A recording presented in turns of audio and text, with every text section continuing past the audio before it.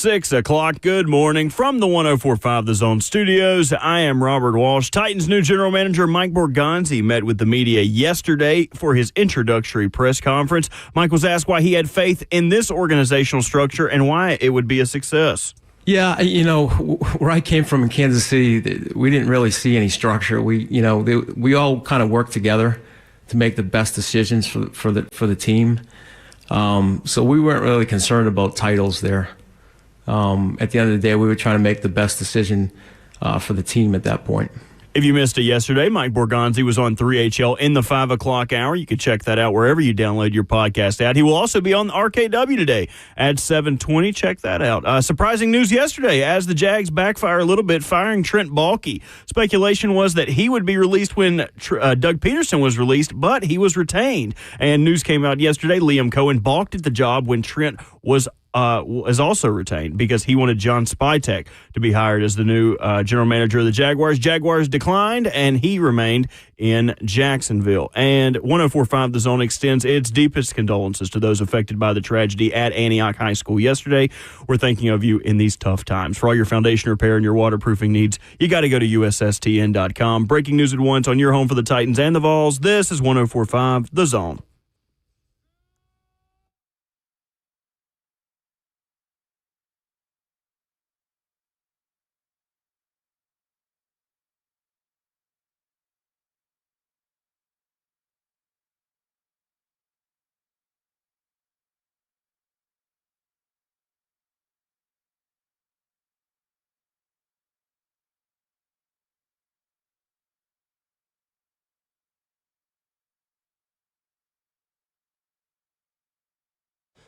Kicking off your Thursday morning, welcome in to RKW. Another loaded 4 hours coming up for you here on 104.5 The Zone, as well as streaming live with video on 104.5 The Zone TV, Facebook Live, YouTube, Twitter, or Twitch. The media got to meet new Titans GM Mike Borgonzi yesterday. We will do the same. Coming up in just over an hour. At 7:20 this morning, we will be joined by the new Titans general manager as we hear his plan to rebuild the Tennessee Titans. 615-737-1045 is the number. Crew's all here. Ramon Foster, Kayla Anderson, Will Boulding, Robert Walsh behind the glass on Thursday, January the 23rd. Good morning. Good morning. Morning, good people, man. Friday Junior, the way we call it at times too, man. Post-Titans news press conferences is what we can call it, too. Whatever. I just made that up as I'm just going by. But good morning. The coffee's hitting pretty good, man. The weather seems to be creeping up as far as temperature, so I'm better now, Will. I know. It wasn't too bad this morning. No doubt.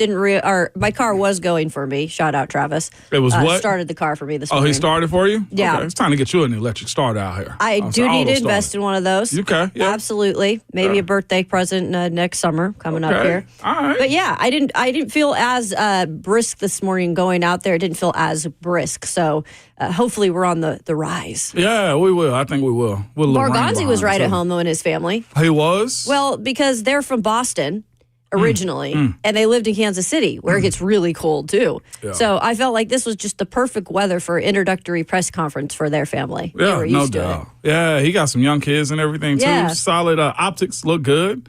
Nice people. They were nice. You ran Really into nice them pretty people. good. They sat right in front of a group of media people, and they took it upon themselves to introduce themselves to us. And very nice family. Met the whole family. Wife was great. Mike Borgonzi, obviously a very nice guy, and we'll talk about the presser. Yeah, we'll see how nice he is when he decides to snap on somebody soon. It's usually the press conference. I'll be smiling ear to ear, too, if I knew I had a big old contract and the control of a team for the most part, man. But I listened to it for the most part. Most of our teammates' reactions to it also. New era is all I can think. And I think most people are just in wait-and-see mode for the most part. But I think Borgonzi said the right stuff. And yesterday was fresh. It just looked different, new. Did you learn more from Chad Brinker on this show or Mike Borgonzi at the podium?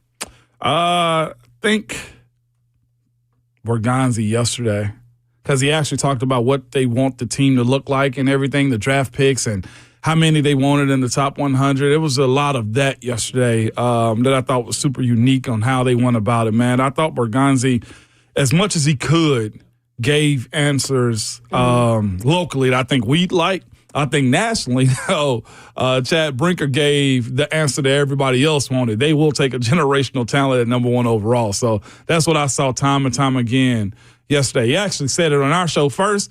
I was about to go at Adam Schefter about that. I was like, hey. Oh, I saw Shefty put that out. Yeah, I was close, but apparently he also said it in the small sit-down. Quotes, yeah, whatever. He said it here first as well. He did. We'll claim that. I should have added him just to start a little online beef. Adam Schefter, who was doing interviews yesterday, like taking conclusions away from that, despite not hearing the audio, not seeing any of the video from it, and not really, like, he wasn't there. No. That was kind of wild to me, because that is the biggest thing that came out of yesterday was the quote from Chad Brinker saying, "We will not pass on generational talent." And then you've got him doing a Boston interview at WEEI saying, well, I think they're going to go after Abdul Carter or Travis Hunter.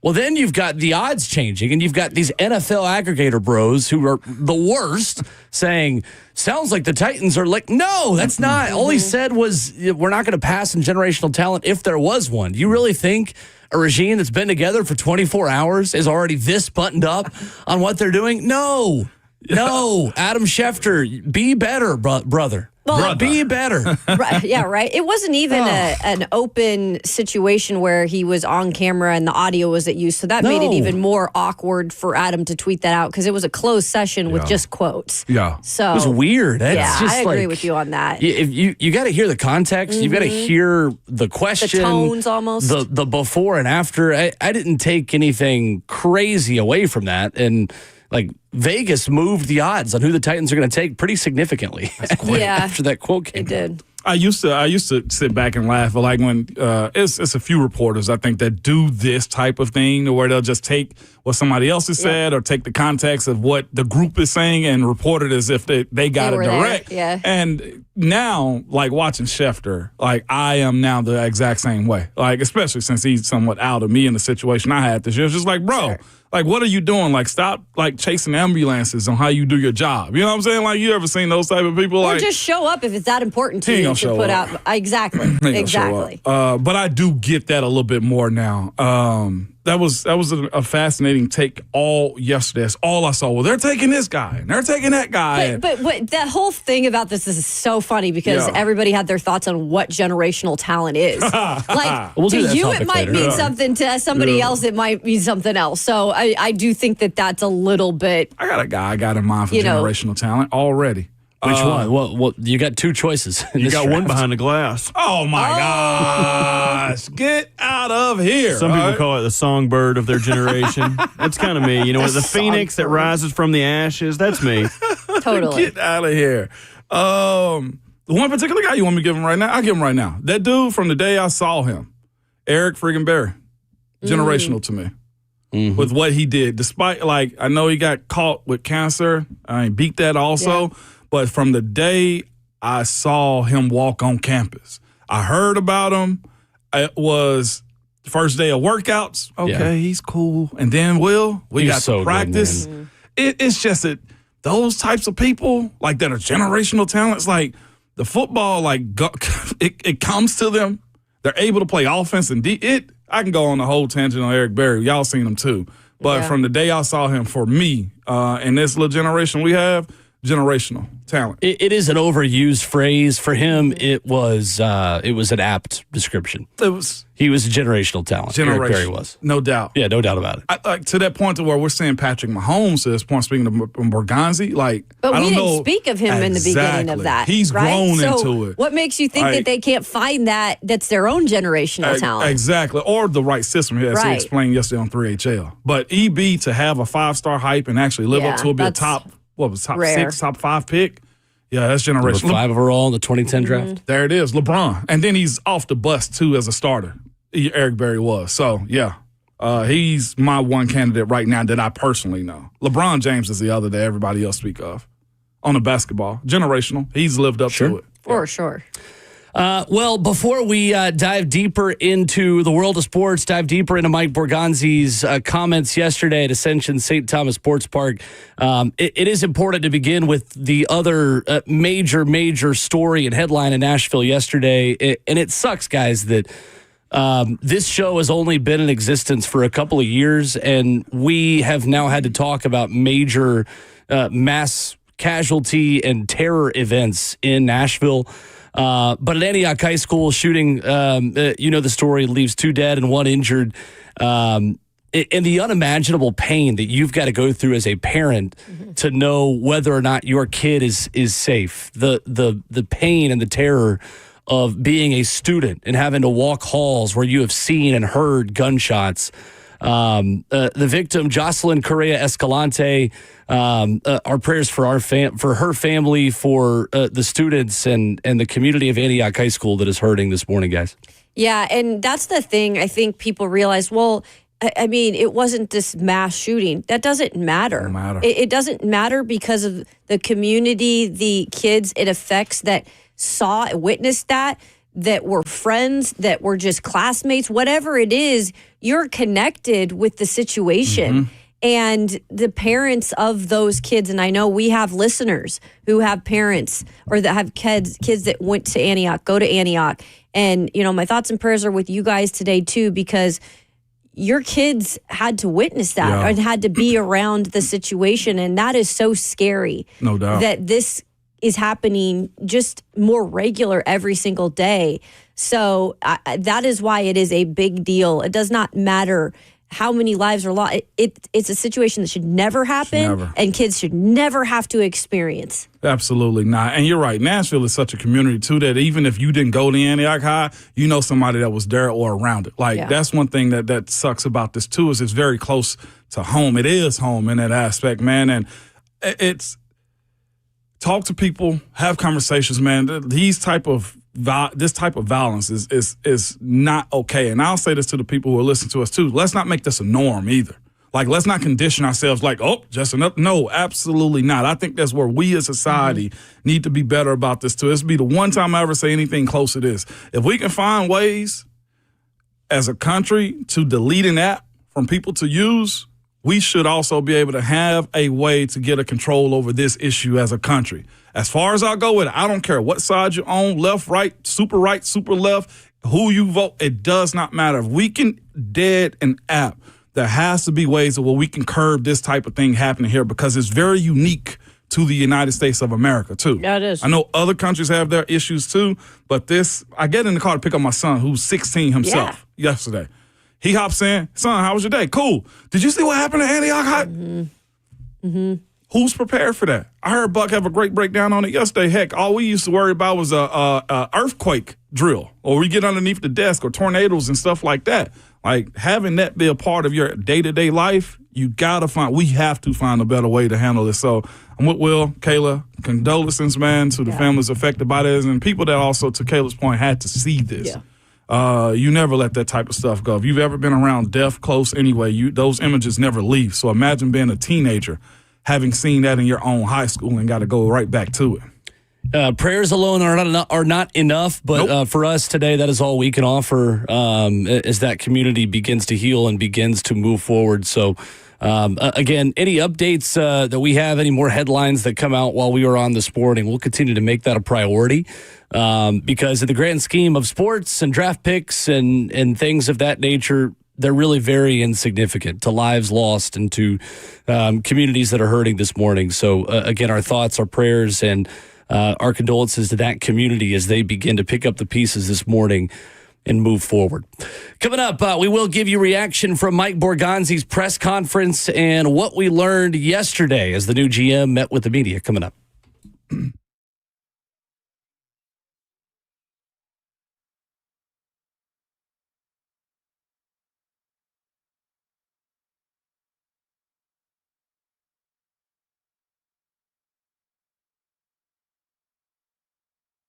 Is your concrete in need of repair? It's that time of the year, too. Of course, we have these freezes and water getting in between, the small cracks in your driveway. And next thing you know, it's a bigger crack, or then your driveway drops down a little bit, man. Well, shifting concrete this time of the year is when it usually happens before the summer. It can create a dangerous situation, trip hazard around your home. It's just a big eyesore. Also, it's Ramon Foston. Whatever's going on with your concrete, call United Structural Systems. Ask them about their polyurethane foam injections. You've heard about USS for a very long time. It's the same company that has provided provided superior foundation repair and waterproofing to Middle Tennessee since 1994. Well, they can also fix your sunken or settling concrete. USS uses polyurethane foam injection to lift and repair your sinking concrete in a matter of minutes. Lifted concrete can be walked on immediately or even driven on after 30 minutes. So don't go through the long, expensive process of ripping out and replacing concrete.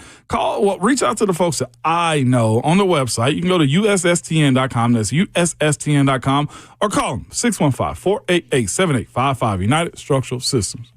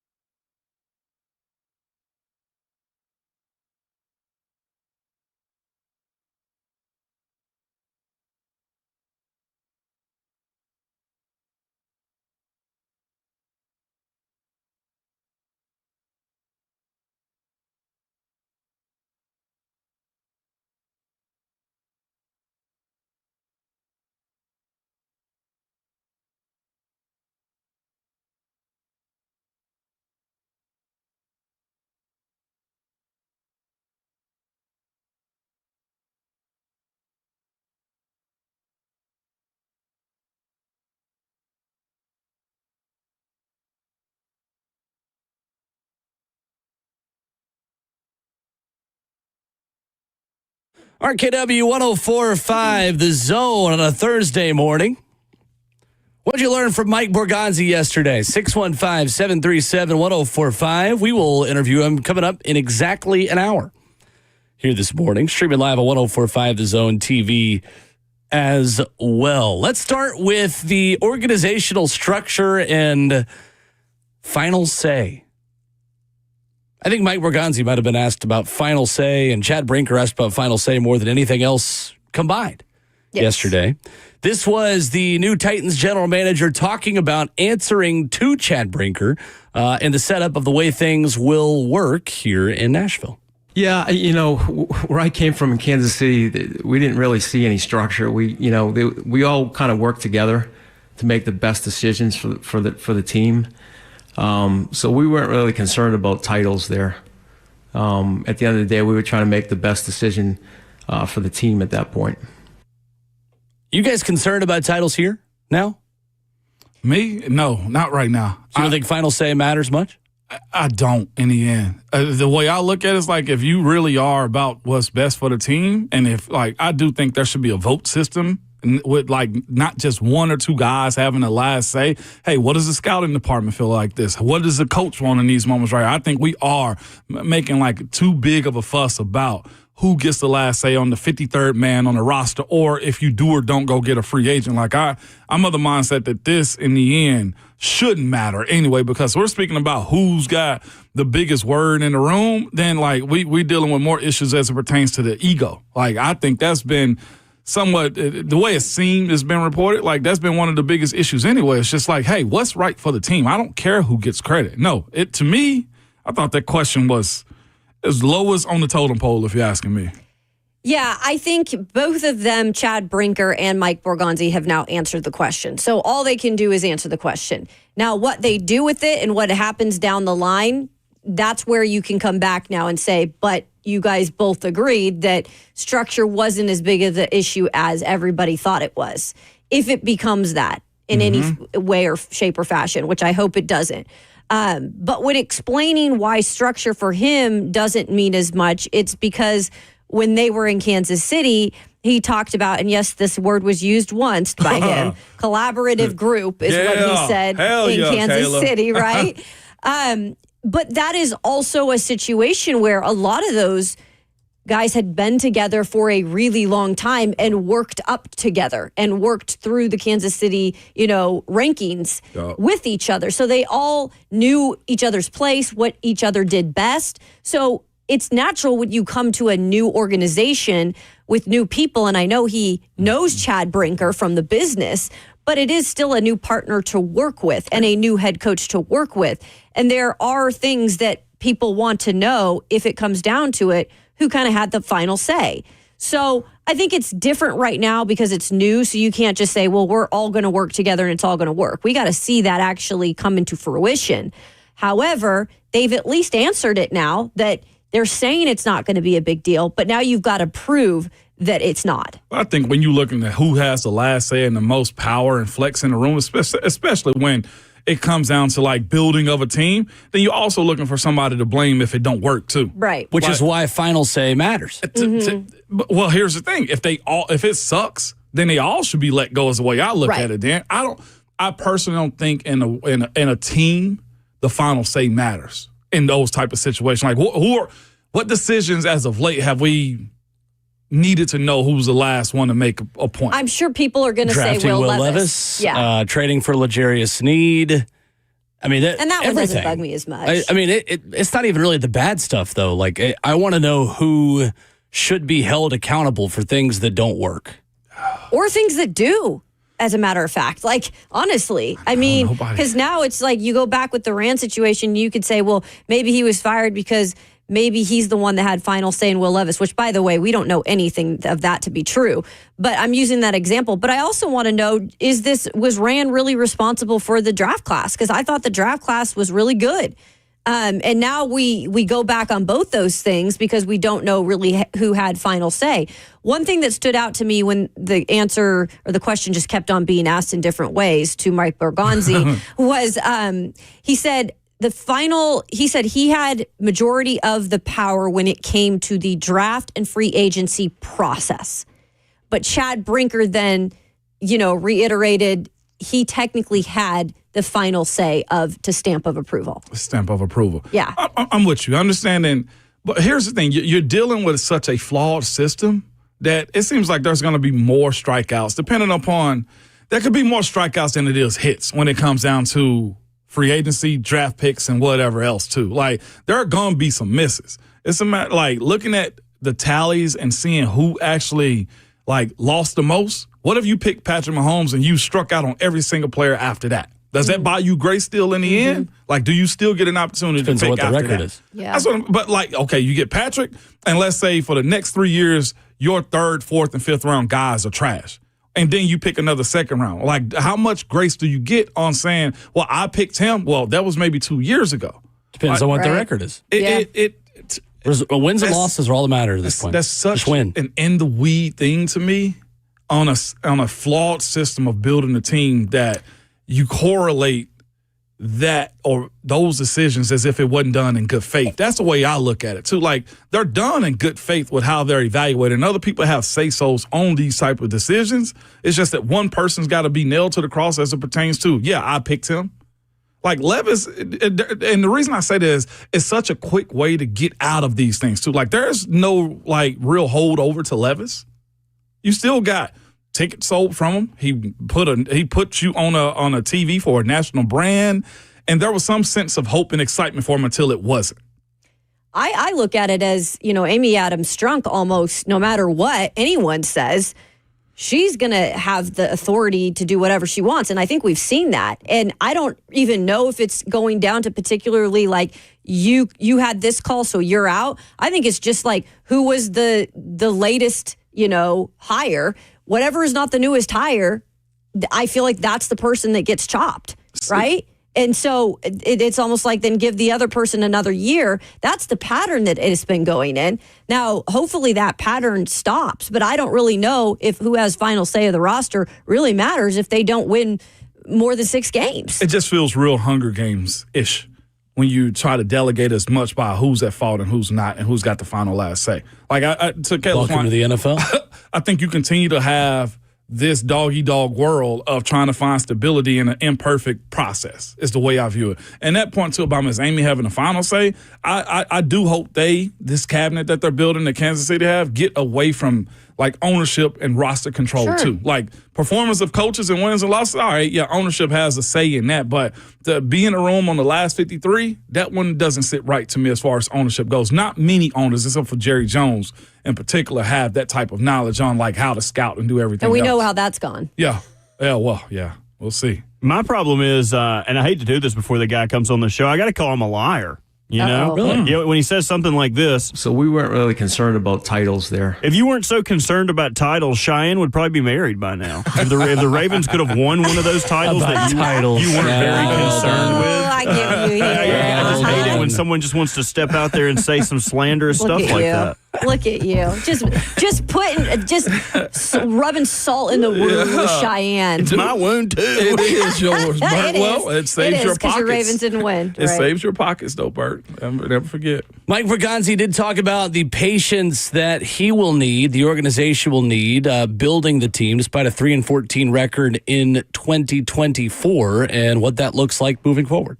Yeah, listen, I know the urgency to win in this league, no matter where you are. So we're going to be disciplined in what we do. We're not going to make rash decisions to try to improve the roster the ways we don't think it should happen. Like I said, we'll supplement in free agency, but we want to build through the draft. We need to build that core foundation of players really to change the culture, and that takes a little bit of time. What else I hear from that, guys, is if we don't think one of these quarterbacks is a legitimate dude, we're not going to waste our time. Sure, absolutely. And both of them believe also, to add to that, Will, both of them believe in the development process, and especially with the quarterback. For them to have Alex Smith before Patrick Mahomes is ready, he even mentioned, even though we wanted to play Patrick Mahomes and it was tough for us to, we knew it would be the best thing for him to sit at least for a year under Alex and learn, and that paid off. And then the same thing with Chad Brinker with what he described with Aaron Rodgers and Jordan Love in Green Bay. So I feel like if they don't feel this quarterback or any of the quarterbacks they could choose in this is ready right now and they don't have the structure to support that, they're not going to go that route. Yeah, I got that also. And just where they choose to spend their dollars in free agency, I think that's the biggest thing. And we've got that quote for you, too. Mike Borgonzi on how they will handle free agency moving forward. Like I said, I think, we're going to be a draft and develop team, but we're certainly going to, have our hand in free agency at some points, but you have to be disciplined and smart with it. I think it's important to fill for role players, and guys that are good locker room guys. And when you have a young team, those are the type of guys you need. And like I talked about before, that's what we did in Kansas City when we weren't a very good football team. We brought in some tough veteran, smart guys that could really change the room. Guys like Anthony Fasano and Mike DeVito. I think those are the things we're probably going to be looking at. Mike, you mentioned. I'll answer your question. I know you asked me as well. Big, fast, smart, tough football players love winning more than anything else, right? But when it comes to building the roster, of course, we want to be big and tough in the trenches. You want speed on the outside. But the question you're asking about the smart and toughness part, that's when we get with the coaching staff. That's part of roster building. You figure out what positions are the ones that you can get away with a little bit less. And that's something, the conversation we will have with Brian Callahan, we'll have with Denard Wilson on the defensive side of the ball, where maybe if you can't find the complete package, what are those positions where we can get away, or where we actually need someone who is just a smart, tough, gritty football player. But there's other positions that you have to have the speed, you have to have the explosiveness, you have to have the size and the length to affect the game that way. Chad was ready with the quote to put on a pillow. I mean, no disrespect, obviously, but he's like, let me just rattle off what I scripted for you here real quick, Mike. Talking about being more selective in free agency, though, what do you think that means? What does that look like practically? What it looks like is having an established locker room first, to me. That's something I've said for a while. Certain teams continue to do this retread and just rebuying of assets as it pertains to, hey, this guy's going to come in and make us a very competent team. Jadeveon Clowney, respectfully, right? Where you just say, he's going to help us be good. Vic Beasley. Vic Beasley's another one. And to be fair, the Titans were in a different position when they added those pieces. That's very true. They were on the cusp of competing for titles. True. But I'll even go this last cycle. L'Jarius being one of those guys, there right? Right.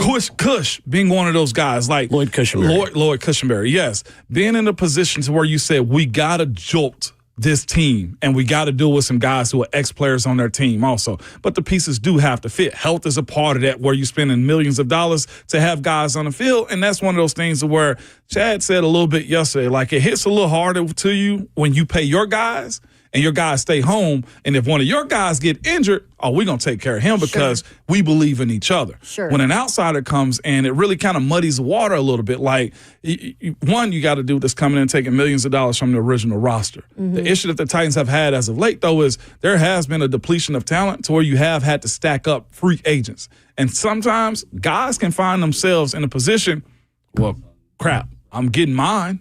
Yeah. So what? Right? I think a lot of people probably look at this two stories of this past free agency. Initially getting L'Jarius, Calvin, Cushenberry, and Cheeto. You said to yourself, we're going to be competitive. Man, I can't wait to get it together. And then you realize a good bit of those guys miss games. Then you start to look at the money that was spent, and it creates a little friction, not with the locker room, probably, but more to the fan base. Why do we pay all this money? Well, that's what happens when you have what are you saying? A culture, Borgonzi, a culture and a core of guys where you don't have to do this. That's one of the biggest things that, where I used to play at, in Pittsburgh, we hit free agency, expect nothing. Radio silent until week 2. Then you be selective. That guy be good for special teams. You're looking at other areas of free agency instead of starter core guys. And I think that's the separator in which Borgonzi and also Chad has alluded to that numerous times, actually. Well, because that's what Borgonzi Chad actually said it. From Green Bay, right? That's how they did it in Green Bay, too. Those are two guys that have done it, and it's worked in those places. Whereas with this organization recently, after the really bad drafts, the 3 straight bad drafts, where you've depleted your homegrown talent, or it just didn't work out, or they went somewhere else, you honestly had no choice but to really get into this nasty habit of having to sign free agents to fill those spots. And then I think you can get blinded sometimes, like last year, where you start to put together a couple good draft classes and you have a few guys, but it's still not enough of a homegrown base where you think just a few free agents with big names is going to come in, fill those spots, and everything's going to be hunky-dory. Right. And I think they were blinded a little bit by that last year of we have a competitive team now because we have some of those homegrown guys, but we have these bigger names or these guys that have done it before. They're a little bit, maybe banged up, but hey, they can come in here and do the part. And then it didn't work out. And it's like, okay, maybe that wasn't something we should have sold so much of. We were going to be a good fix in just a year. Yeah. It does feel like you're going to get more Sebastian Joseph days in the future than you are Calvin Ridley. Yeah. Mm-hmm. And he was good, by the way, for them.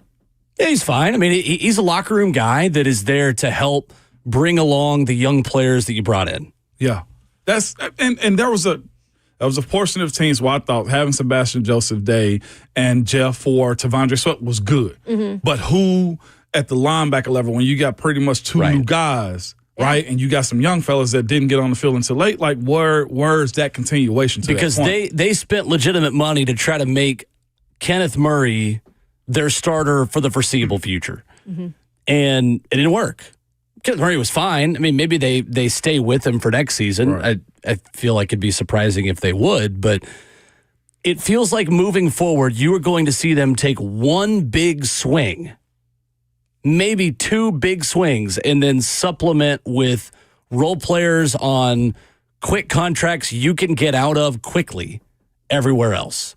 And honestly, there's an obvious one big swing that you're looking at for this time around, and it's Trey Smith.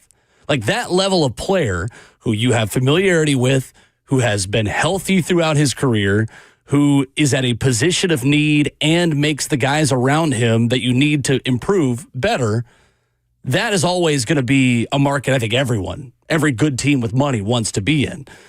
But I do think giving up draft capital and then paying L'Jarius Sneed $23.5 million against the salary cap is something you're going to see them do less of moving forward, because they want to throw guys like Jarvis Brownlee just straight in. And I think the thing about that, too, is that when you go sign a L'Jarius Sneed and you have Jarvis Brownlee behind that guy, Jarvis Brownlee is now unable to really step up into a bigger role while L'Jarius Sneed is still on the books.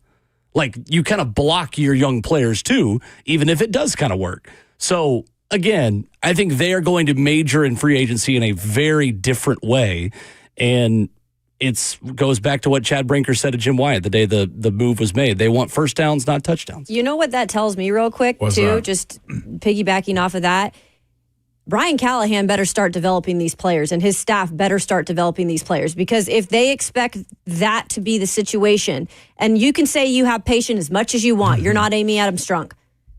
And we don't know how much patience, she ultimately has, because she's the boss and she makes the decisions. It seem like they're pushing her back a little bit. Making it seem, but we got to see it for ourselves, right? So all I'm saying is, if you're going to give Callahan and his staff all these young players to develop, which that's the way they want to do it, and I agree, it's a good way to do it. There's a lot of pressure on him too, to make sure that these guys are getting to the point they need to be mid-season, end of the season, year 2, right? Man, I think it's pressure on Callie in general. Yeah. And to add to all the rest. Yeah. 615-737-1045, open for your reaction. What was your first impression of Titans general manager Mike Borgonzi, who will join us at 7:20 this morning? More of your thoughts next.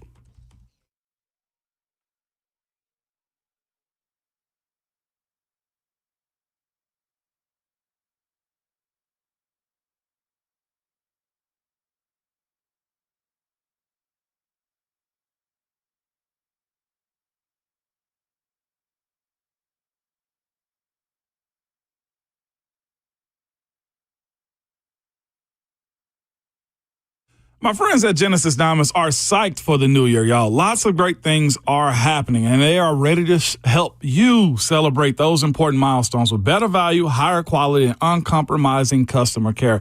At Genesis, they have expanded their selection of exquisite hand-picked diamonds from a half a carat to 15 carats, bird.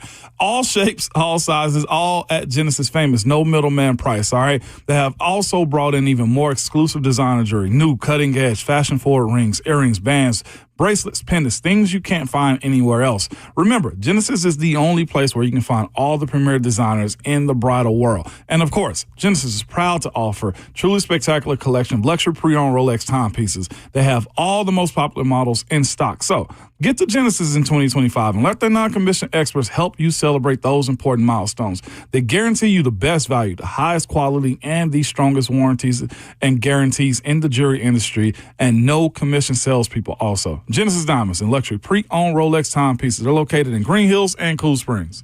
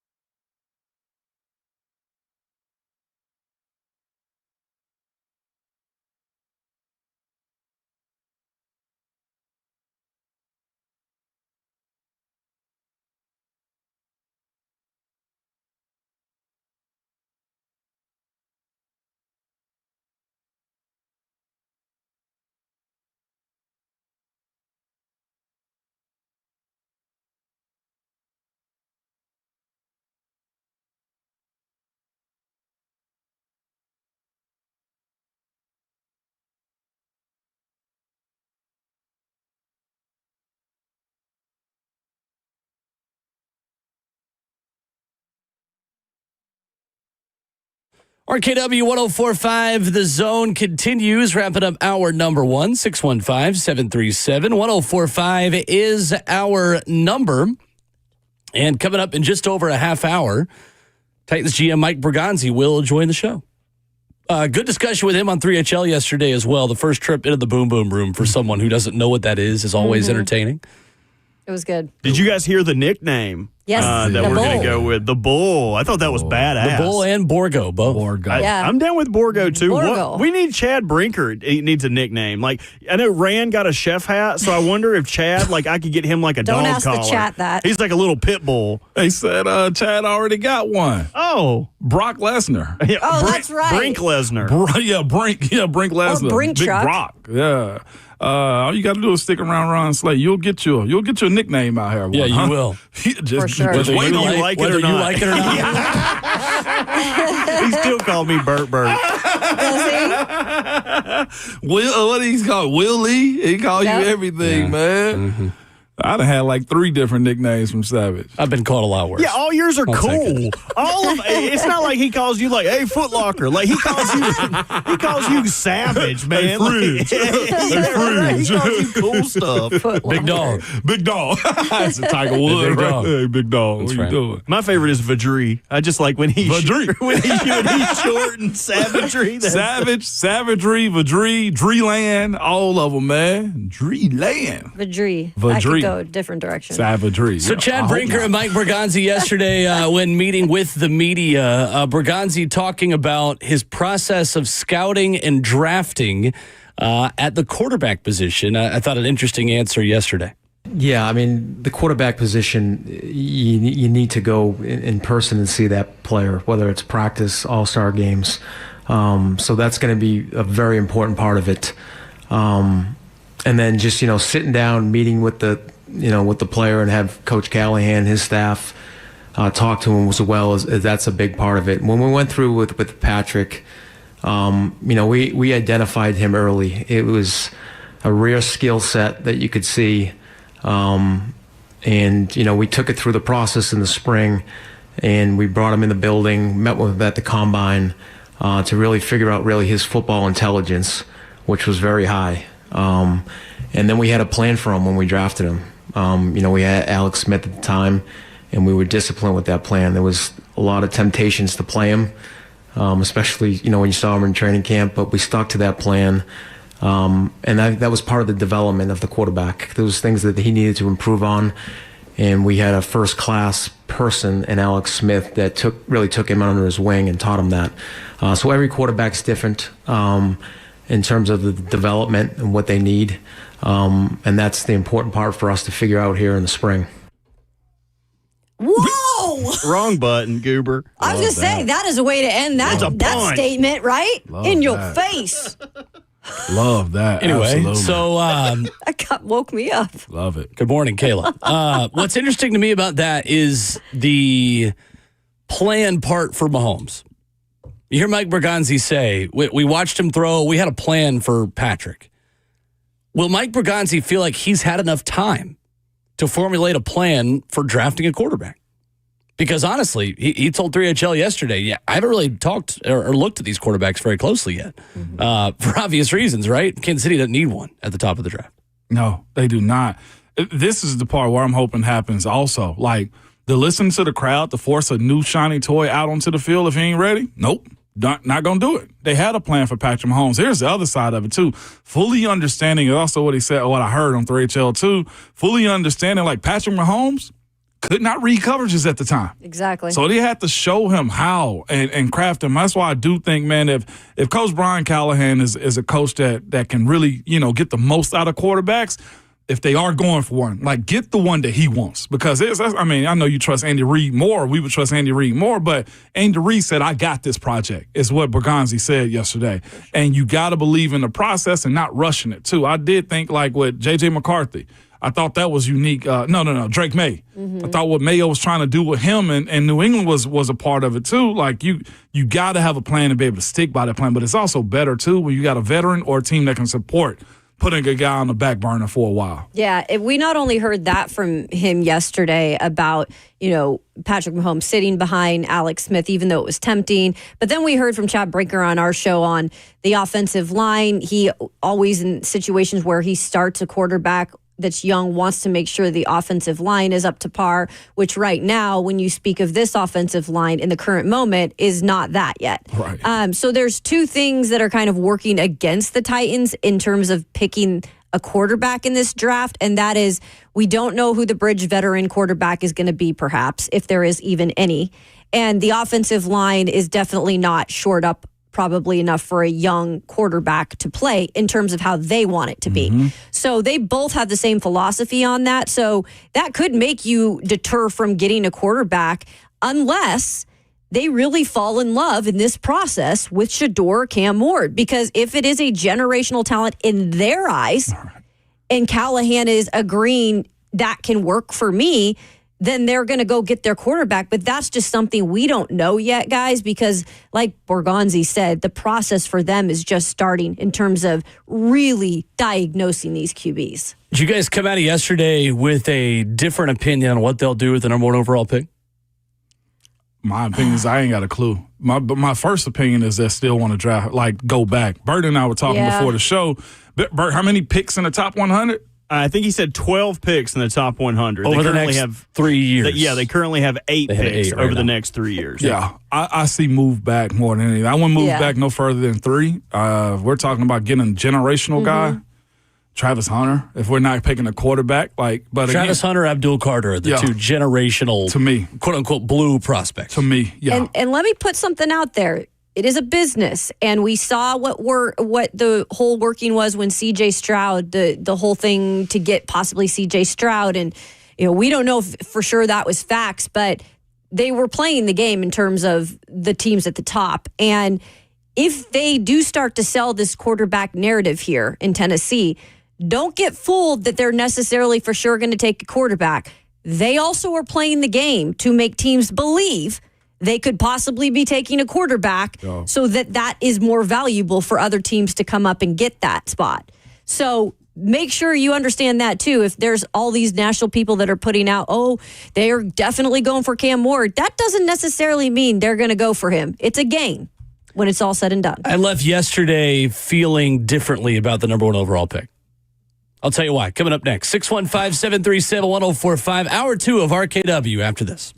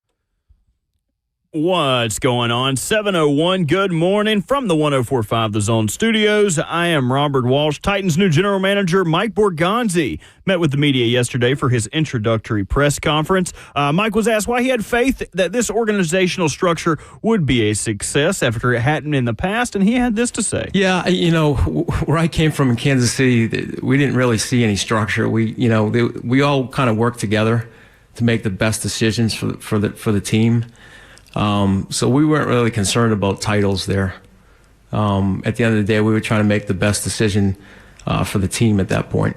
Mike Borgonzi was on 3HL yesterday in the 5 o'clock hour. If you missed that, you can go check it out wherever you get your podcast out. He will be on RKW in less than 20 minutes, so stay right where you're at. Surprising news yesterday as the Jags double back and release Trent Baalke. Speculation is that he would have been kicked out the door when Doug Peterson was. But yesterday when the news that Liam Cohen would return to the Buccaneers as offensive coordinator, they doubled back, released Baalke, and now are in search of a new general manager and a new coach. And 104.5 The Zone extends its deepest condolences to those affected by the tragedy at Antioch High School yesterday, thinking of the Antioch community in these difficult times. For all your foundation repair and your waterproofing needs, you got to go to USSTN.com. Breaking news at once on your home for the Titans and the Vols. This is 104.5 The Zone.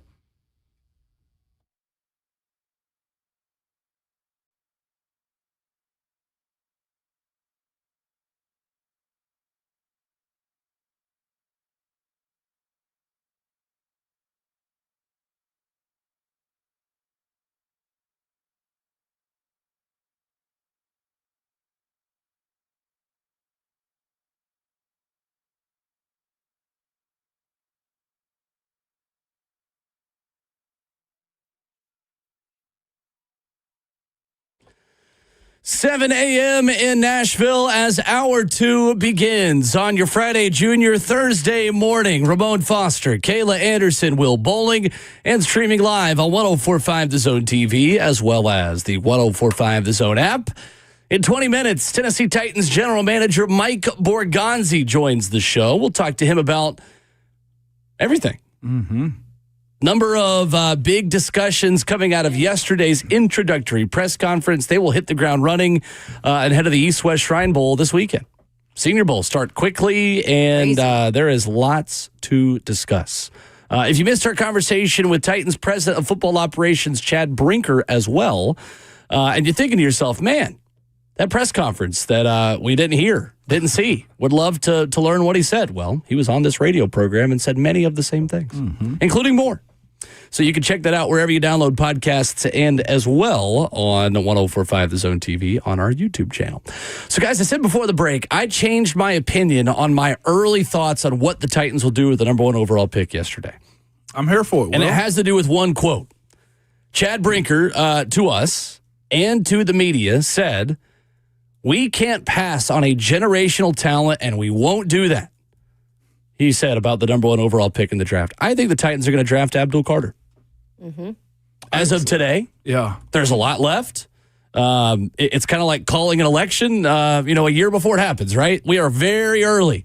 Precincts are not yet reporting about who the Titans are going to take. However, if you are looking at the generational prospect that could fill the biggest position of need for the Titans over the next 5 seasons, it is edge rusher, and that guy is Abdul Carter. And if you are some other people who have chimed in early on this discussion, and I'm saying let the guesses begin, Mike Garofalo says that Travis Hunter, not one of the quarterbacks, is probably going to be the generational talent that they go for. So that's another one where I think the talk has died down a little about Travis Hunter in the last couple of weeks. We'll see if that rises again over the next few weeks, but that's also somebody that you can't count out in that spot. No doubt about it. And here's the other side, too. Is that what's the premium positions in the NFL for the most part in sports in general?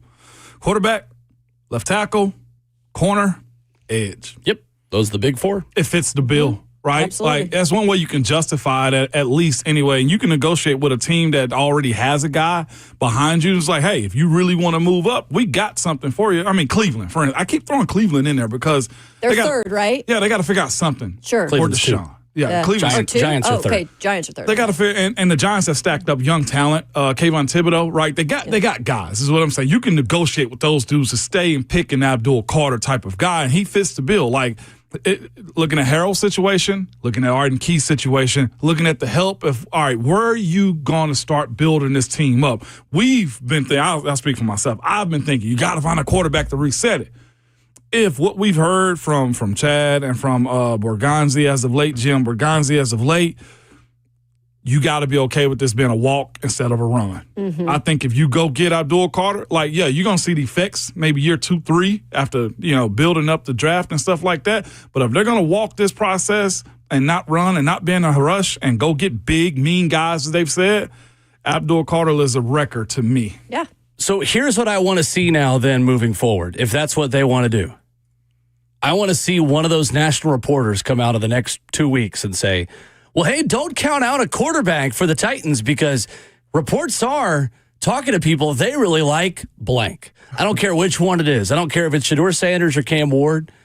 If you want Abdul Carter, then you need to also make sure people know you could draft a quarterback and that they should do business with you. That's what I just said in that last segment. Mm-hmm. I said, don't be fooled by, them coming out at some point and saying, oh, the Titans really like Cam Ward or they really like Shedeur Sanders and all the fans here get excited. Oh, we're going to get a quarterback. No. And then it doesn't happen. This is a business and they have to play their cards right. I actively want to be fooled. Please fool me. Allow me to be fooled. Very significantly because I want all the smoke screens. I want all the lies and I want all the picks. You into all of that right I now. want all of your picks, please. Will said lying season, yes. Bring me all of the draft picks you had. No, son. What I think you heard me say was bring me lots of draft picks. What I said was bring me all the draft picks you have, to quote the great Ron Swanson in Parks and Recreation. I love that show, by the way. Great. The bacon fest. No, a plate of bacon is what you want right now, Will. Yeah, son, I think you heard me say bring me lots of bacon and eggs. What I told you was bring me all the eggs and bacon you have. Yeah. Well, that being said, that makes sense. Whether you stick at 1 or move to 3, I think Abdul can be there. As far as the negotiations, go get a guy like that. But again, I'm not going to oversell out for it. I like it because of all the generational guys, it's probably one of the safer picks. There are questions about the quarterback. The quarterback, as far as coming to this team, is super fragile. Mm-hmm. That's my only contingency on if you get him, then it also means you might have to go spend more in free agency to support him. Mm-hmm. The challenge is that Cleveland will also be in the Abdul Carter sweepstakes. And if you, Yeah, I actually saw a mock draft. I believe it was the Mel Kiper mock draft had Cleveland taking Abdul Carter as of yesterday. Okay. So if you really love Abdul Carter, you may not be willing to even move down to 3 because the team sitting at 2 might take him. So I think the big question is about Travis Hunter because when you look at his skill set and the ability he could give you as a very explosive wide receiver with the ball in his hand or a generational cornerback prospect that can be Pat Surtain or Sauce Gardner level pretty quickly. You're signing up for that and maybe even better. Are you willing to do that considering the corners you already have on the roster? Well, I heard Blaine talking on Cover 2 the other day with Zach and Blaine. He actually thought he'd be better at the wide receiver spot.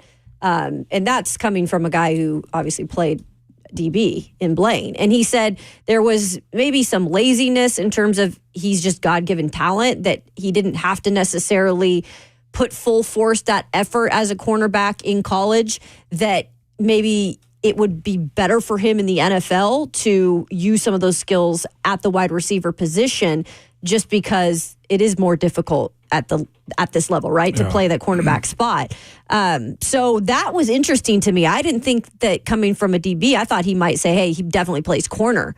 So that's another thing. You'd have to figure out exactly really where you'd want him. While he can flip in certain situations, I don't think he's going to play both sides of the ball consistently. And real quick, Mel Kiper had Cleveland taking Travis Hunter and New England taking Abdul Carter. But again, point still stands. There are a lot of Browns fans that think that Abdul Carter could be the guy up there as well. Yeah, no doubt about it. Back to Kayla's comment, too. I'll never tell Blaine anything about a DB. Ain't much. It's just the same way I feel about playing offensive line. But the way I view him in this league, I think he'll be a better suited corner because, again, I think it might have been Brian McFadden that came on with us a couple of weeks ago. And it's just like, you got to think about the structure of, like, college practices. He may do half the drills with the wide receivers and half the drills with the DBs. Like, if he is who we think he is as an athlete, then I think if we're speaking about just like raw talent, I'm saying a guy in Derek Stingley Jr. with Houston that absolutely wrecked, you know what I'm saying? Yeah. The playoffs with how he played up until he ran out. Interesting. Mel Kiper yesterday at ESPN.com says, I see elite quickness and ball skills on both sides of the ball in Travis Hunter. Traits that helped him to 15 touchdown catches and 4 interceptions this season. Then he adds at the very end, the Browns would likely use him primarily at receiver and then sprinkle him in at cornerback in specific situations. Sprinkle him in at cornerback. I mean, he's a nickel dime guy if that's the case then. I think he's more valuable, but that's my personal opinion on that one. And that's interesting because I feel like if you were talking about him going both ways, to me, in my very non-educated football brain, the more logical way to do that would be to make him a corner and then have special packages on offense where you're only doing 1 or 2 things, or you're maybe playing 15 to 20 snaps at wide receiver a game. Yeah, like that's a package, right? That's what you're exactly. Yeah, exactly. Right. I much rather. I said a comment in our YouTube chat. This is like we don't need a corner though. Like that's the thing. The Green Bay didn't need a quarterback, and they went and got Jordan Love. And that's I think the thing we're going to have to rewire our brains to think about prospects in that way. And I think too, it's easy to look at the current depth chart and think about drafting for this team. You're drafting for the next 5 teams. So I don't think having L'Jarius Sneed, Jarvis Brownlee, and Chidobe Awuzie is going to block the Titans from taking Travis Hunter. If anything, you might just have one of the best secondaries in the league. That's what I'm saying. There are worse things to have at this point and major in something. And we've talked about that all season. The Titans have got to major and find their identity in something. And if it's having one of the best secondaries in the NFL, so be it. So right now, currently, if we're speaking, what is the best on this team? Like what best thing they do? What is it? Run the ball. Run the ball. The running backs. 2 running backs. I think so. Right. 2 D tackles. Like that's as far but they as still gave up 250 rushing yards in a couple games. So I think it's Tony Pollard and Tajay Spears are the best thing you got going for you right now. So to say that you don't need this or need that, no, you do. That's my personal opinion on it. Kayla, where you at on this one?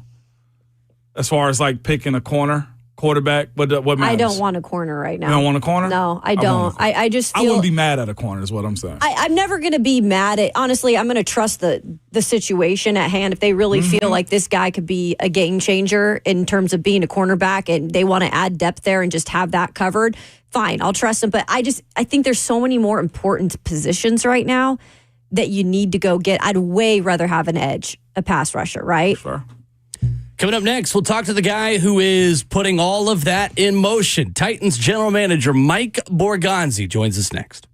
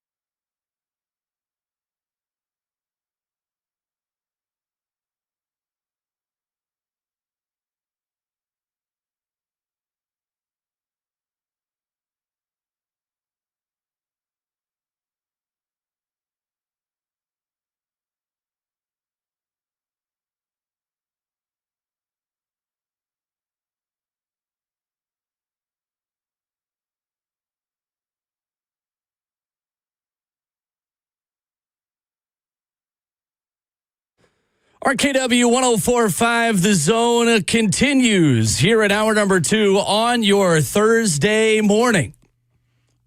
With lots to discuss here in Nashville, Tennessee. Ramon Foster, Kayla Anderson, and Will Bowling. Pleased to be joined by the new general manager of your Tennessee Titans, Mike Borgonzi, joins the show here today. Mike, good morning. How are you? Good morning. I'm doing great. How are you guys doing? We're good. We are great. We are excited to talk to you about this organization and getting here into town. What have the last 24 hours been like for you as you meet the media and as it kind of sets in a little bit that you're the GM of the Titans?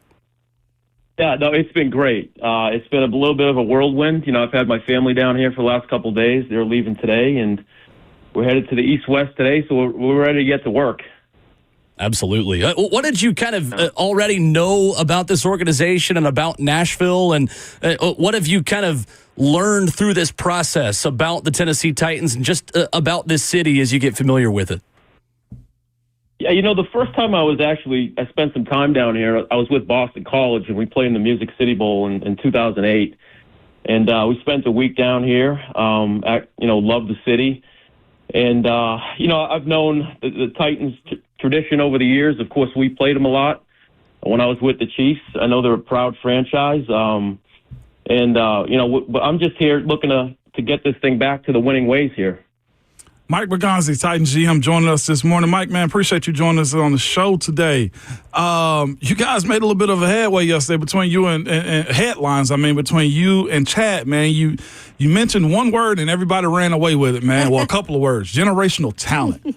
I love to know, as an undrafted guy myself, how do you define generational talent in you guys' eyes? Well, you know, when you're looking at those top picks in the draft, it's guys that jump right out when you're watching the tape. It's the rare, tools and athleticism that really warrant those top picks. And then the character piece has to come into play too. So, it's a very important, decision we have to make here with the first pick. And I'm going into this with an open mind. I'm just starting to dive in the process with the quarterbacks and some of these other guys. But, generational talent for me is, we've got the number one pick. So, that player is going to be a rare player for us if we're going to take him there. No doubt about it. Speaking of generational talent, before I go to my next one, man, one guy you mentioned yesterday I did not have on my bingo card, but I remember and I respect the hell out of him, Mike DeVito. I did not expect you to drop his name on the Nashville radio yesterday, man. What a dude he was in his career. Yeah, just tough, and everything that Mike represented was about the team. And so when we had to turn that thing around in 2013, he was one of the key guys for that team. Just his leadership, his toughness that he brought to the table, and those are the culture guys that you need to really turn around the team. So we're looking to build through the draft, but if we're going to supplement in free agency, we're going to get guys like that. So those type of guys stand out to me. Mike was probably an unheralded player in the league for many years, but you played against him and know how good he was. So we're looking for those type of guys here to try to build the foundation. And with that being said, I wanted to go this route with you too, man. You guys have done stuff that I don't think many teams can get away with, or at least your evaluation process of finding guys that work for Coach Reed, defensive coordinators, and just the team. Y'all have done some unconventional things like drafting Trey when he had flags on him also. Xavier Worthy, undersized guy, people question. I know they love the speed, but what is he going to be in the NFL? And it worked. And this one's really, confused a lot of people. A left-handed center. Like, you guys drafted him, and he's turned into a dude, man. What goes into figuring out what was a Chief, and what do you plan to do with that here in Nashville? Yeah, so that's the consistency that you have to have in the synergy with the coaching staff to find out, what is needed on the team during that time. And we did a tremendous job in Kansas City in terms of just the communication process and the thoroughness of going through every player, the evaluation of the player, the character, the medical, our process that we had in Kansas City, that's what I'm looking to bring here. It's very thorough. It's communication with the coaches to know exactly what we need on the roster in terms of the scheme. So things like Creed, we went through that process of, can a left-handed, snapper, it's going to be a little different for Patrick now. But we went through that with Coach Reed and Andy Heck and the staff. And, guys like Worthy, we needed speed on the roster at that time. We were slow last year, so we needed to add some speed. So I think really it just comes down to the thoroughness of the process, the communication, and just having the synergy with the coaching staff as well. And that's really something that I'm looking to bring here with Coach Callan and his staff and our personnel department. Titans GM Mike Borgonzi, what is this? One more time on Creed, though, too. Like, when you guys are making that, do you listen to the outside chatters like, well, I don't know if he can play, as a left-handed center, or you just say, screw it, this works for us? That's exactly what we do. Okay. We get in these draft meetings and we like to say we go dark, and we're just watching tape and communicating with the staff and trying to block out all the outside noise. And we're going to try to do, whatever's best for the Titans now at this point. So all the outside noise, because there's going to be a lot of it, social media and everything else. We're making the best decisions for the Titans right now. And that's going to be, communication and synergy with the staff. Taking Mel Kiper off my list of Twitter, then. I appreciate that.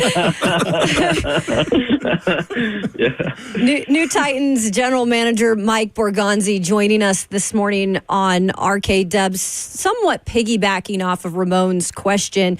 Mike, I had a laugh with you yesterday at the presser talking about how you found some gems from Washington State, my school, Jaden Hicks, Isaiah Pacheco, Jalen Watson later in the draft. You can add to that, too. You found Isaiah Pacheco, Trey Smith, L'Jarius Sneed. When it comes to, after round 3 and where you're starting to get in the weeds a little bit of the draft, is there a recipe you've found over the last 16 years at KC that has helped you maybe identify those types of players? And if so, how important is that when you're really starting to build from the ground up here in Tennessee to really nail down those guys? Yeah, no, it's very important. I think everyone has a good idea of the first 100 picks in the draft, through the media and people that you've watched over the years. But that's the process that we really take pride in, is really digging out those 4th, 5th, 6th, 7th round undrafted free agents. A guy like Pacheco, we watched a lot of him at Rutgers, and he was behind an offensive line that, at the time probably wasn't the best at Rutgers. But, we saw some traits in him and speed, his just determination as a runner. And then that's why I think these all-star games are important, too. We saw him at the East-West, and there was some questions about, can he catch the ball out of the backfield? And he didn't have a lot of receptions at Rutgers, but, that's something that we saw at the East-West, that he could catch the football. And then we watched him at his workout, and he could catch the football. So that's the type of stuff, we're going to be relentless on digging out these guys, in the later rounds, and even undrafted free agency, like Ramon, these are the type of guys that sometimes can turn around a team. And speaking, Ramon, I had so much appreciation for the Steelers when we played over the years, and the consistency that you guys had, especially on the offensive line with Villanueva and DeCastro. So that's what we're trying to build here, like the interior we have with Creed in Kansas City and Trey and Tooney. Those are the building blocks. So that's what we're looking to do here. See, Mike, you speaking my language, man. I've been you are already a favorite of Ramon Foster. Talking about undrafted picks. Dog, you are 7 rounders. I'm in here fist bumping. I'm pumping like dog. Like, yes, I keep telling people, Mike, like, I love the stars. I absolutely love the stars. But a Mike DeVito, you see what I'm saying? Like, finding guys that compliment him, like listen, we can do this all day. It's not about me. I get where you're going, okay? Yeah, that's the foundation. We got to build a foundation here.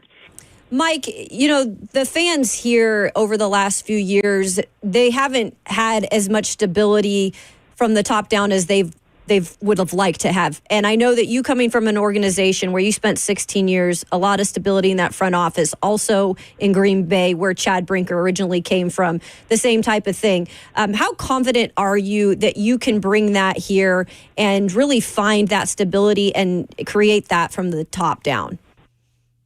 Yeah, that's the vision. And I talked about this at the presser yesterday, that I've known Chad for a long time, and his process in Green Bay was probably very similar to our process in Kansas City when I was there.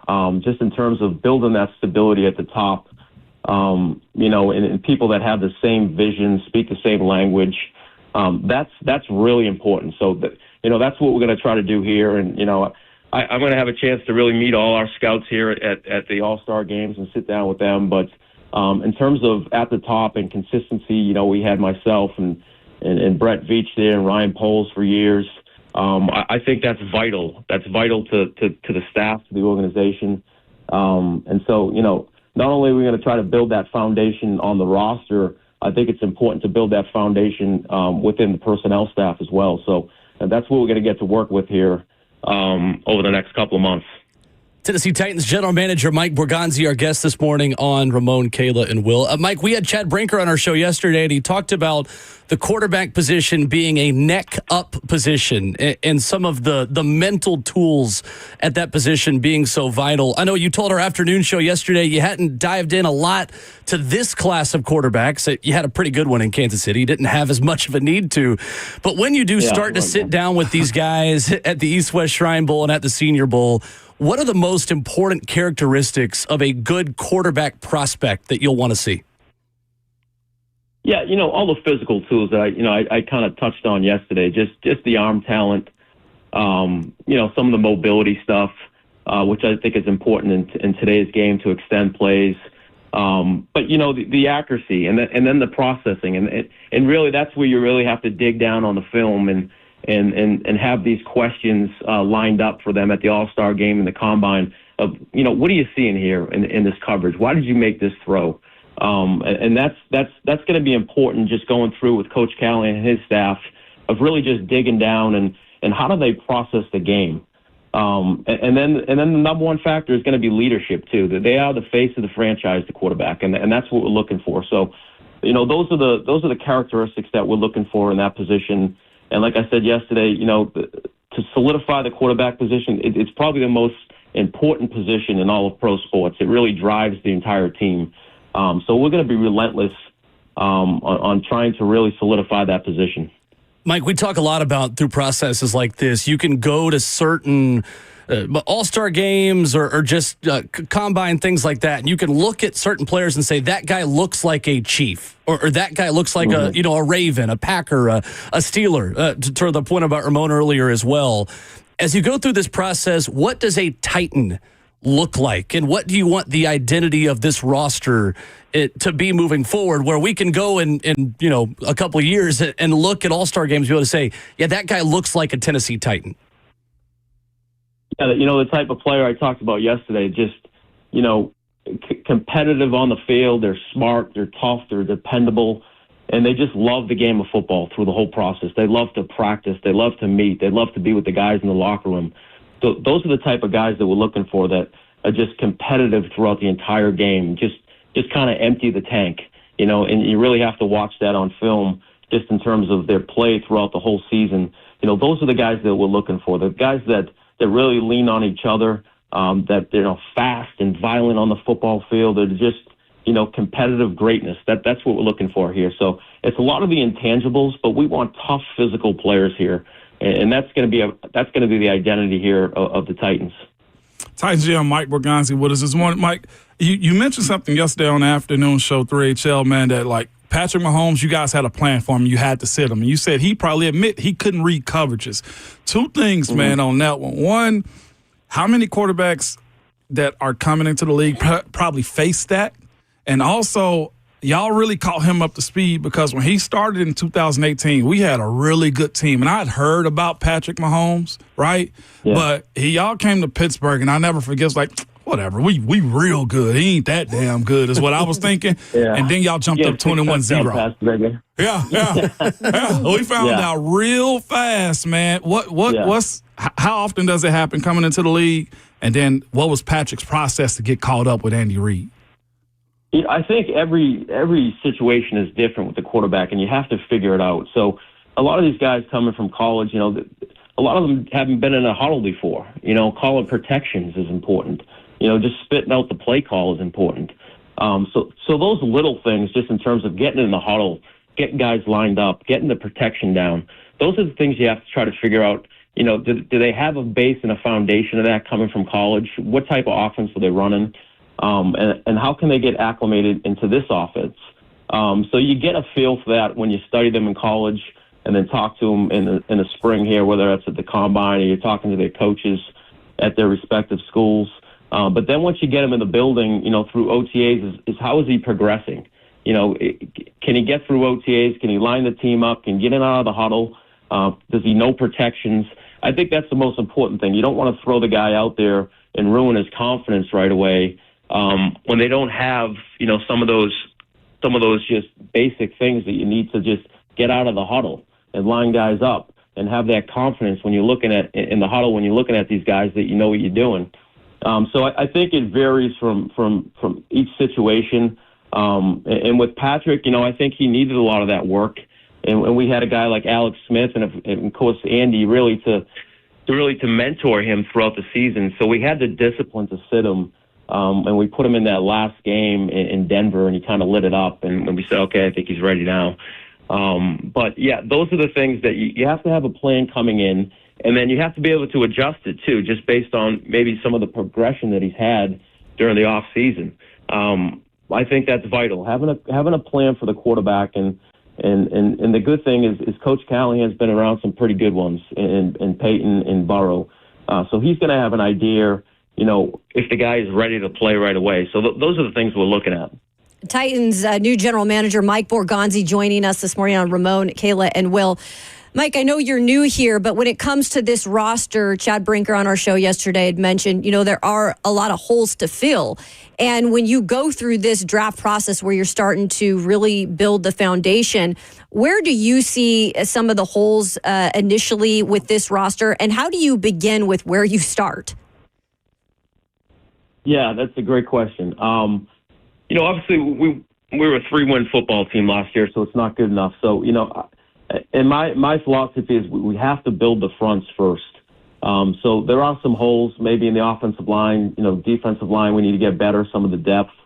But those are the things we're looking at. And when we go through this process with free agency and the draft, you're almost trying to like marry up those boards and looking at, where can we fill it? Can we fill some of this in free agency?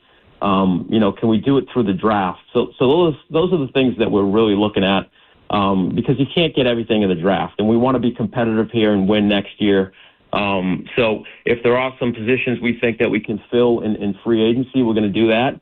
And it's a supply and demand thing when you're looking at free agency in the draft board. We did that in Kansas City where we're looking, if we did need an offensive lineman, what's it look like in the draft? Do we have to fill it in free agency?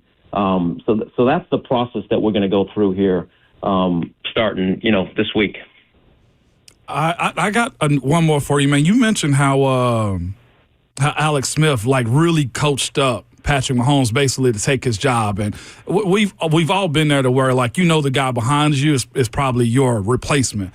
Yeah. How important is that to be able to facilitate a culture that says, look, no matter what, if we're in competition or if I'm securing my job, the betterment of the team is what matters the most. And that's, you mentioned Alejandro, being in that position with us. I had guys that were drafted to take my spot, and you got to create a culture, man, to where the team comes first. How does that start with you guys? Yeah, I go back to, finding the right type of guys on the roster. And those are selfless guys. They believe about they believe in everything about the team. And Alex exemplified that. When he had the chance to work with Patrick, and he knew that we drafted him at 10, and you could tell right away once we got him in training camp that he was a generational talent.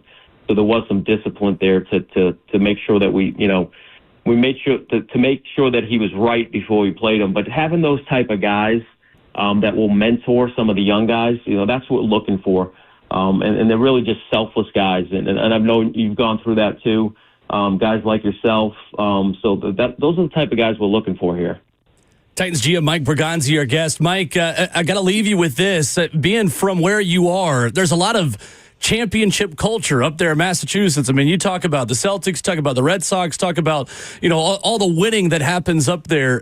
Outside of football, who are some of the influences for you, whether it's up there in that neck of the woods or just outside of the world of football? Who do you kind of look up to just in sports in general? Yeah, when I was growing up, I think the Celtics were the standard in terms of how they played the game. The Larry Birds and the Kevin McHale's, those guys come to mind when I was growing up, and they exemplified like everything that was about the team. So, growing up in a sports crazed town that had some teams that had success. When I was younger, the Patriots really weren't that great. The Red Sox were struggling, but it was really the Celtics that we kind of, when I was younger, that I kind of looked up to, and I said, that's a championship caliber team right there. So I'd have to go with the Celtics. Did it hurt you to beat the Patriots and Tom Brady in the Super Bowl? You mentioned it. I got to ask it. That beating Tom Brady? Yeah. That did not hurt, no. You did it for me, too. Thank you. Yeah. No, we had our struggles early on in KC beating those guys, and guys like, the Steelers with Ben. We went through all that process, but no, it felt good beating those guys, though, for sure. Jesse James called it. I'll never forget. All right. I'm not hurt still. I'm over it. Not really. Not at all. Not at all. Titans GM Mike Borgonzi, our guest this morning here on Ramon, Kalen, Will. Mike, to you and your family, welcome again to Nashville. Excited to have you here, and look forward to talking more down the road. Thanks so much. Absolutely, guys. Thanks for having me on. I look forward to talking with you more. Thanks, Mike. Yes, sir. Mike Borgonzi with us here this morning on Ramon, Kayla, and Will. Your chance to react to that, 615-737-1045. We'll give you our thoughts on the highlights. So what the new GM had to tell us coming up next.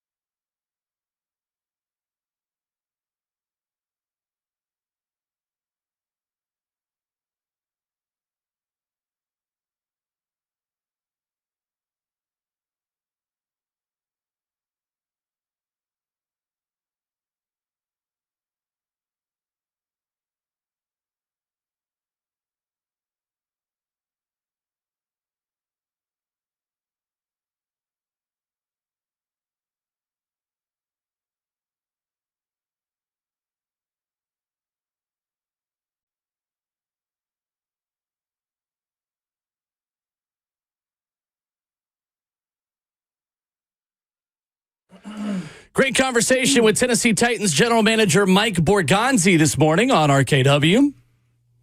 Appreciate the GM giving us a couple minutes. Praise pouring in on social media. Big Orange Hypel says, enjoyed that spot with GM Borgonzi. Great stuff on example of building culture, and Alex Smith mentoring Mahomes. Sounds like the Titans hired a winner. Go. I forgot to ask one more question. Godly. What is it? Just one more. Drake or Kendrick Lamar? Oh, yeah. Zach Lyons on Twitter says, lots of good nuggets in here for the new Titans GM. If you missed it, check out the podcast feed. That's right. Thank you, Zach. Appreciate it. Yes, thank you. Appreciate that. Be talking about more of the philosophy and things that he talked about throughout this morning and throughout the day here on The Zone. What'd you guys take away from Borgonzi? The patience that they're going to have on how they build the roster out. Mm-hmm. They probably ain't going to be cute. Probably ain't going to be pretty the way you think it is. And to be honest with you, depending on the timeline and patience, probably going to be more losing. Just to be completely honest with you. And that's a matter of patience, conversation, and how it looks if you do. And this is the tone that we're feeling just in the past couple of days from the people at the top, is they're not trying to sell this as we're going to be fixing this overnight. And I think that's the thing you learned from last year. How realistic is this year to completely flip it? Probably not. But Can there be improvement? Absolutely. And there can be somewhat of a foundation to be started here that you can build off of. And I think that's what Mike Borgonzi is really trying to put out there, is he's learned how to do that at Kansas City when it was really bad, and they found ways to start to build on success. Yeah. And now you see what Kansas City is, going for their third straight Super Bowl. Repeat. He said something about building the fronts first that I found was interesting when I spoke about where do you start with so many holes on this roster.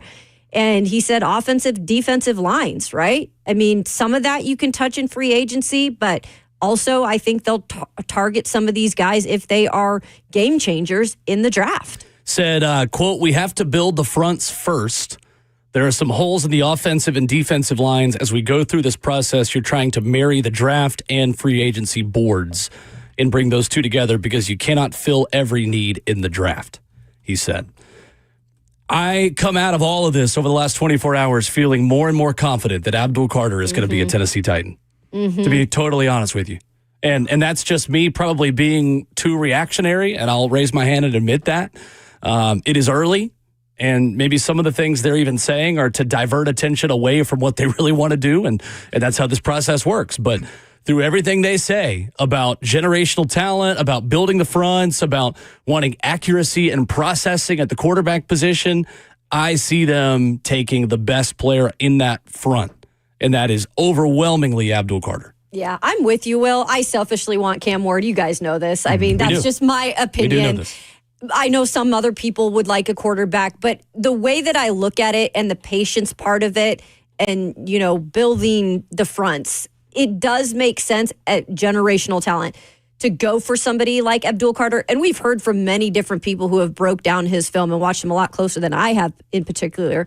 And I'm going to try to do more of that here in the next couple of weeks. But I feel like he can be a game changer. I know a defensive player is not always like, oh, yeah, like you get excited about. But he can be that guy for your team long term. I'm not completely out on a quarterback, just if it's based upon what happened in free agency, too. Mm-hmm. I think Abdul Carter, and you look at Travis Hunter, they're probably the best, safest picks to make, right? Right. But if there is a slower process that's going to happen moving forward, I can see a pathway that a quarterback is taking, specifically if nobody wants to deal with you also. Like, I don't know what next year's draft class look like.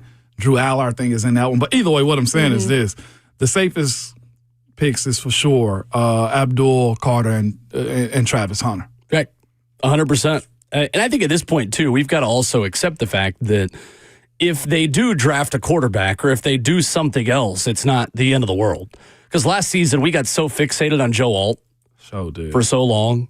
And J.C. Latham was fine. I mean, he had his ups and downs, right? But, like, J.C. Latham was not a bad pick either. So we're going to have to obviously continue to to evaluate all the options, and this will be a fluid process. But as of January 23rd, it feels to me like I would, if you're giving me the choice of Abdul Carter or the field on who they're going to pick, I would take Abdul Carter as what I think they're going to do. I see him moving back way more than anything else. It's like you said, it's like the most known unknown secret almost.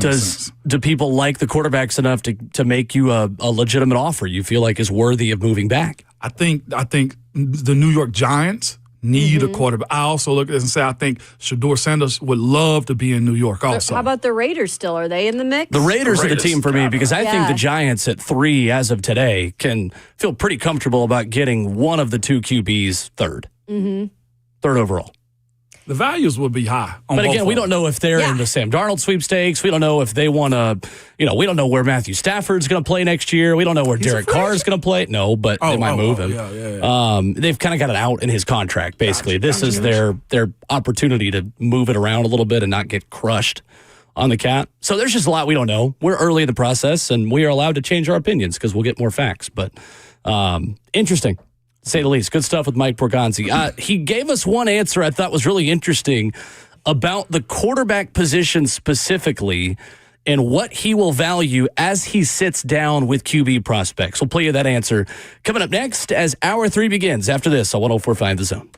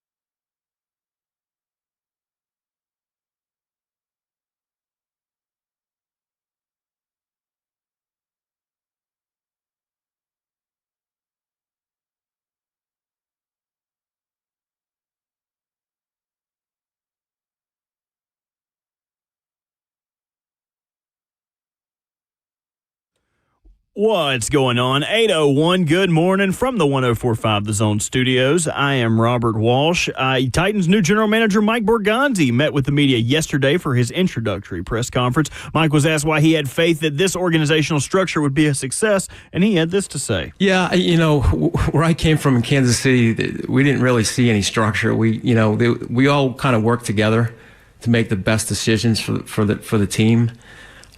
So we weren't really concerned about titles there. At the end of the day, we were trying to make the best decision for the team at that point.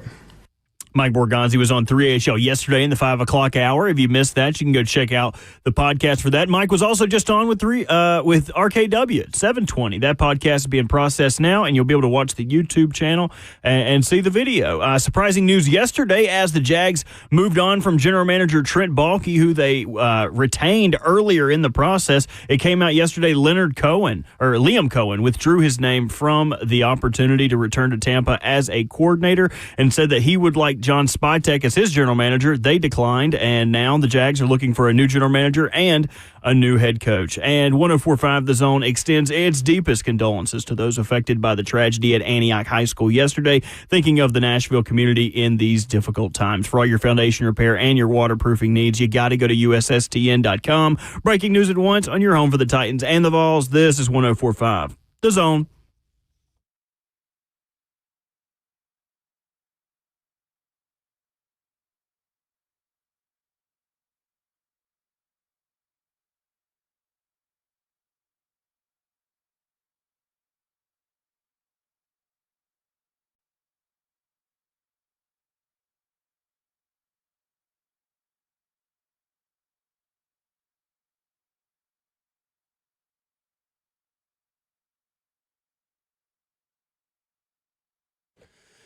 RKW 104.5 The Zone rolls into the second half of the show. Hour number 3 on your Thursday morning. 615-737-1045. Coming up in 15 minutes, Coach Dave McGinnis will join us. Moving back an hour with Mike Borgonzi in our last hour. That's right. He had no qualms about being moved. We might get a little bit of grief off the top, but he gets it. Titans Radio's head coach coming up in 15 minutes, and the penultimate Thursday 3. Ooh, it's going to be for the people. I forgot that was even this. I know, right? Tricky. You only have 4 possible picks you can make. So we vote on the Pro Bowl? I want whatever Ramon picks. Pro Bowl? Yeah. That's not even yet. I'm going to copy whatever you do, so that way I can't lose. I can't go farther than you do if I pick everything you do. Might as well copy Will right now. He's the one. I know. No, because if Will goes 0-3, then I lose. So I'm not getting on that walker. I'm copying Ramon for the next 2 weeks, and I'm not going to lose. You guys ruined it. I was behind. I was in the bottom. You should have let me stay there. No, Bert. This makes it more fun. Now we're actually in competition with one another. This when it gets good. All right. Well, yeah, you're right. We'll see. Because when it comes up, I'm going to say, Ramon, what Ramon do? That's what I'm going to do. So the bet is during the show, but not on breaks. So, yes, correct. Okay. So whoever loses the Thursday 3, we're going to put a walking treadmill in this studio. I don't know where we're going to plug it in. The logistics of this has not been figured out. Well, but they're under your desk too. There's some under your desk. Oh, there we go. Hope it doesn't take us off air or make the mics now. God, that would. I would have to go through this with the engineer. Let's effort this. The bet is that you will have to walk during segments, and then you get to take a break. Wow. In breaks. Walk during. Okay. So you would walk on the walking treadmill during segments. If Bert loses, I don't know what we're going to do because you've got a lot going on out there. I ain't going to lose. You're probably not. I mean, you're in decent shape. I just told you I'm copying Ramon, who is in last. I'm telling y'all what I'm doing. I can theoretically not lose if I just copy Ramon's bets. He can neither gain ground nor can I lose it. I'm not Y'all losing. messed up. No, absolutely not. So anyway. We're still holding you to the fire if you lose. I can't wait to. I'm telling y'all, I can't lose. I'm telling you. I logistically cannot lose. Y'all let me big brain this. I am 34-29 after going 3-0 last week, and then everyone else was 1-2. Bert is 32-31, and Ramon and Kayla are 31-32. That's right. Still above 500, baby. Ramon's fall off will be studied. It'll be written about in textbooks. The worst fall off than Drake. Oh. Don't tell Chad Brinker that. He's a great guy. Chad and 615-737-1045 is our number. Titans GM Mike Borgonzi was on the show about a half hour ago. We asked about what he is looking for in a quarterback. He led with 2 traits and then added there was one that's more important than all of them. This was the Titans GM a few minutes ago. Yeah, all the physical tools that I kind of touched on yesterday, just the arm talent, some of the mobility stuff, which I think is important in today's game to extend plays. But the accuracy and then the processing and really that's where you really have to dig down on the film and have these questions lined up for them at the All-Star game and the Combine of, what are you seeing here in this coverage? Why did you make this throw? And that's going to be important just going through with Coach Callahan and his staff of really just digging down and how do they process the game? And then the number one factor is going to be leadership too. That they are the face of the franchise, the quarterback, and that's what we're looking for. So, those are the characteristics that we're looking for in that position. And like I said yesterday, to solidify the quarterback position, it's probably the most important position in all of pro sports. It really drives the entire team. So we're going to be relentless on trying to really solidify that position.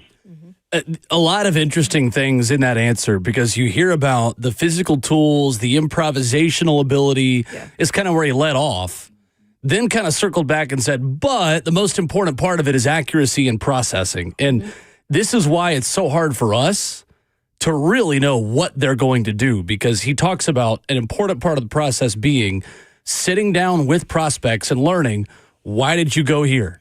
What were you thinking on this throw? Give me your thought process behind this play and what did or didn't work. And based on the answers you get, you formulate the most educated possible opinion about that player as a prospect. We are not obviously privy to conversations like that. No. And that's why it's hard to guess right now, too, because you could see things from afar. But like you said, he was on a Kansas City team that wasn't focused on a quarterback. No. So it's not like he's paying extra attention to these QBs this year. This is when it really starts. And it starts this weekend where they will, is it the East-West Shrine Bowl, right? That's what Shador That's where Shador is. So you're going to start really hearing things out of camps on what they feel when they actually get their eyes on these QBs. The accuracy and precision and a little bit of athleticism. That, like those traits right there that he mentioned, like being able to give answers to questions that they have. And all of them, I say hard questions.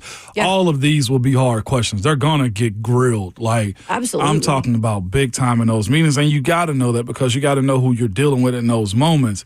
I also look at this situation and just say, like, I will not make this about him at all. But this is why we who've been in this area have had those questions about Mr. Levis. Yes. Right? And now you can see why, like, the hate came more than it probably should. It was louder. This, the speculation of what he was going to be. That's because that, like, I think certain players walk into the league and in year one, you know what you're dealing with.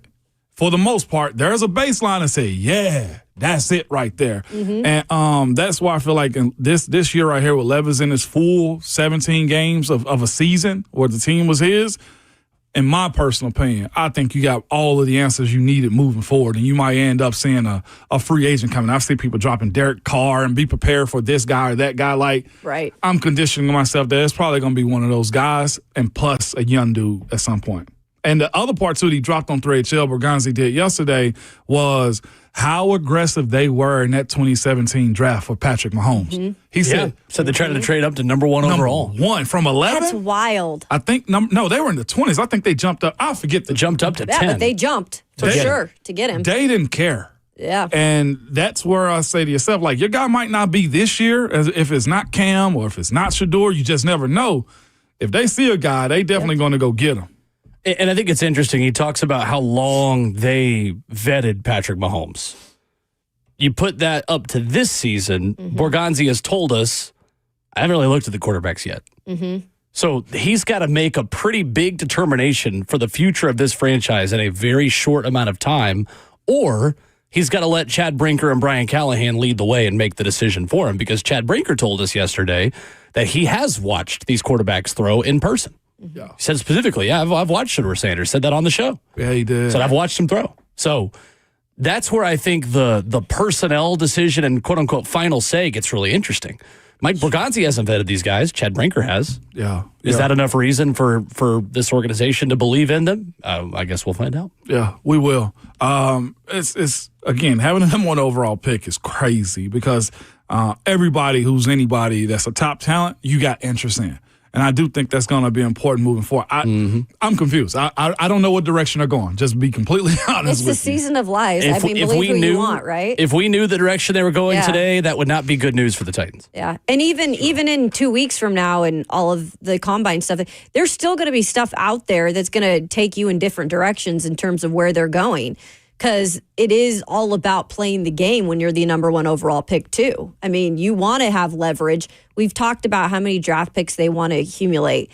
There's no shying away from that factor either. You heard that how many in 3 years? I mean, it was like incredible how many picks that Chad Brinker brought up that they wanted in 3 years to bring, in terms of to build here. He said the goal is to have 12 picks in the top 100 over the next 3 drafts. Yeah, and that's a lot.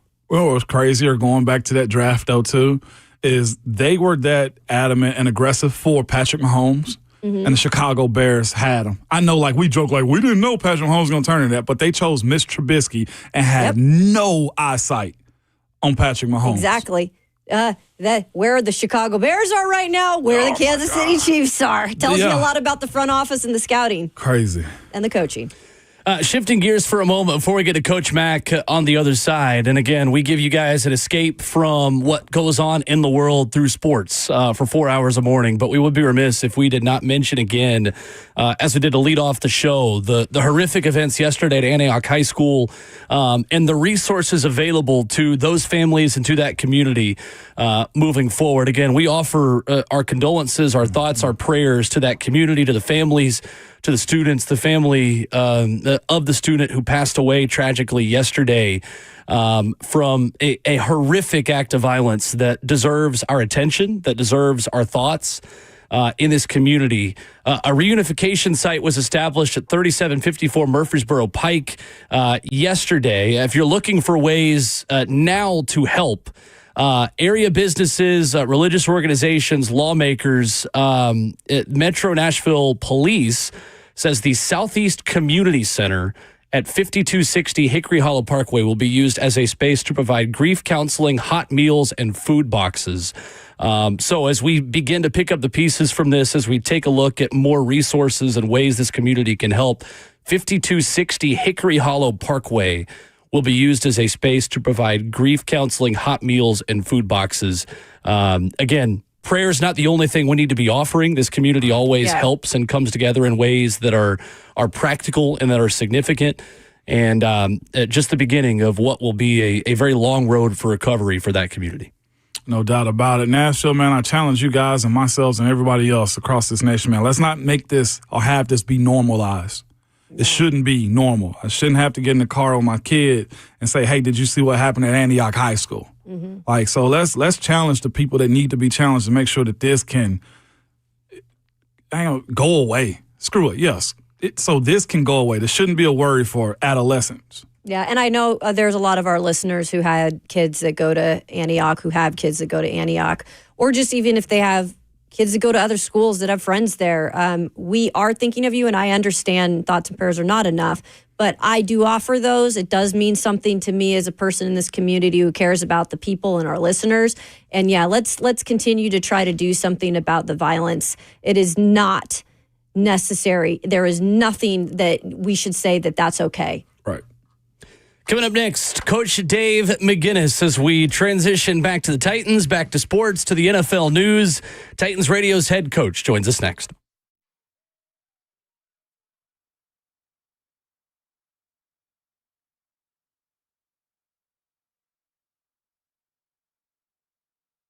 Hey, it's Will Bowling. Are you looking to keep your home in great shape year-round? Well, you can do that by signing up for a Lee Company home maintenance plan for $12 a month.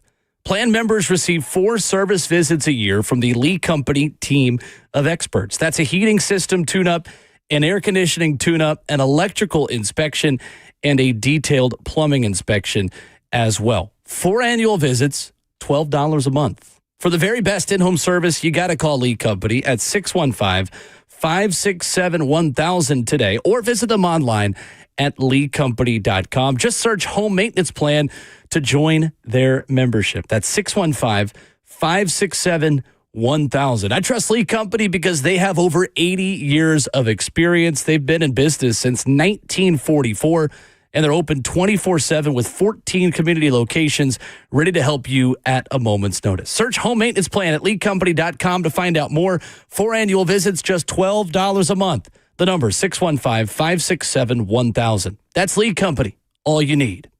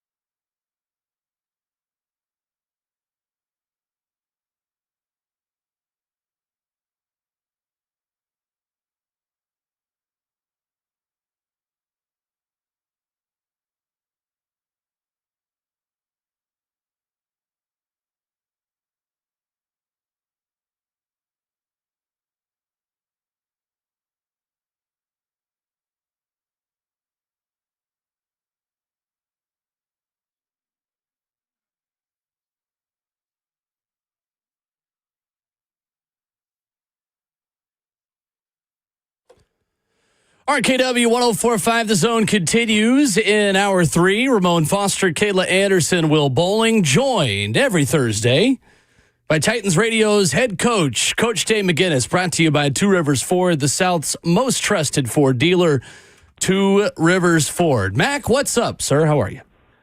Hey, guys. Well, just was up there at the facility yesterday, met all the new people and listened to what's going on, visited with Amy Wells and Rhett a little bit, and Ashley Farrell, and we're getting ready for the Senior Bowl. We absolutely are, Mac. What was your first impression of new Titans GM Mike Borgonzi? I mean, look, when you got somebody that's got that much experience at a place that, and I know that you guys have gone over it, and just when he started becoming a part of the Kansas City Chiefs, they weren't very good, and so he's been with them from the build up. And, it was pretty – I enjoyed meeting him. I know a lot of those coaches on that staff as far as to how they do things. And clearly, look, you got a guy that's got that much experience at that kind of place in all different positions that has moved up the ladder there and has been very, very successful. It's like they say in West Texas. He's got a lot of water in his bucket. So I enjoyed listening to him. Mac, it's interesting. I asked Chad Brinker yesterday about what goes underappreciated about Kansas City's success and the way Mike Borgonzi's been tied to that, Mac, because obviously Patrick Mahomes, we don't need to talk about how good he is. Everybody knows it, but there are 21 other football players who start for them who are also pretty good at what they do. As you look at the way Kansas City has built this amount of success, what do people not talk about enough when you talk about how good they are? Well, the patience that it takes to do this. I mean, they had to build that thing. They had to build it up, and especially when Andy was hired. I mean, they had to build that thing from the ground up. I mean, there's no greater example than the way they, approached the quarterback situation when they had a guy that was a Pro Bowl player, that was a first-round pick, that was a very good – that really had a career year there as a starting quarterback. But, their scouting group and Andy Reid, they identified a young quarterback that they were patient enough to sit and wait and develop.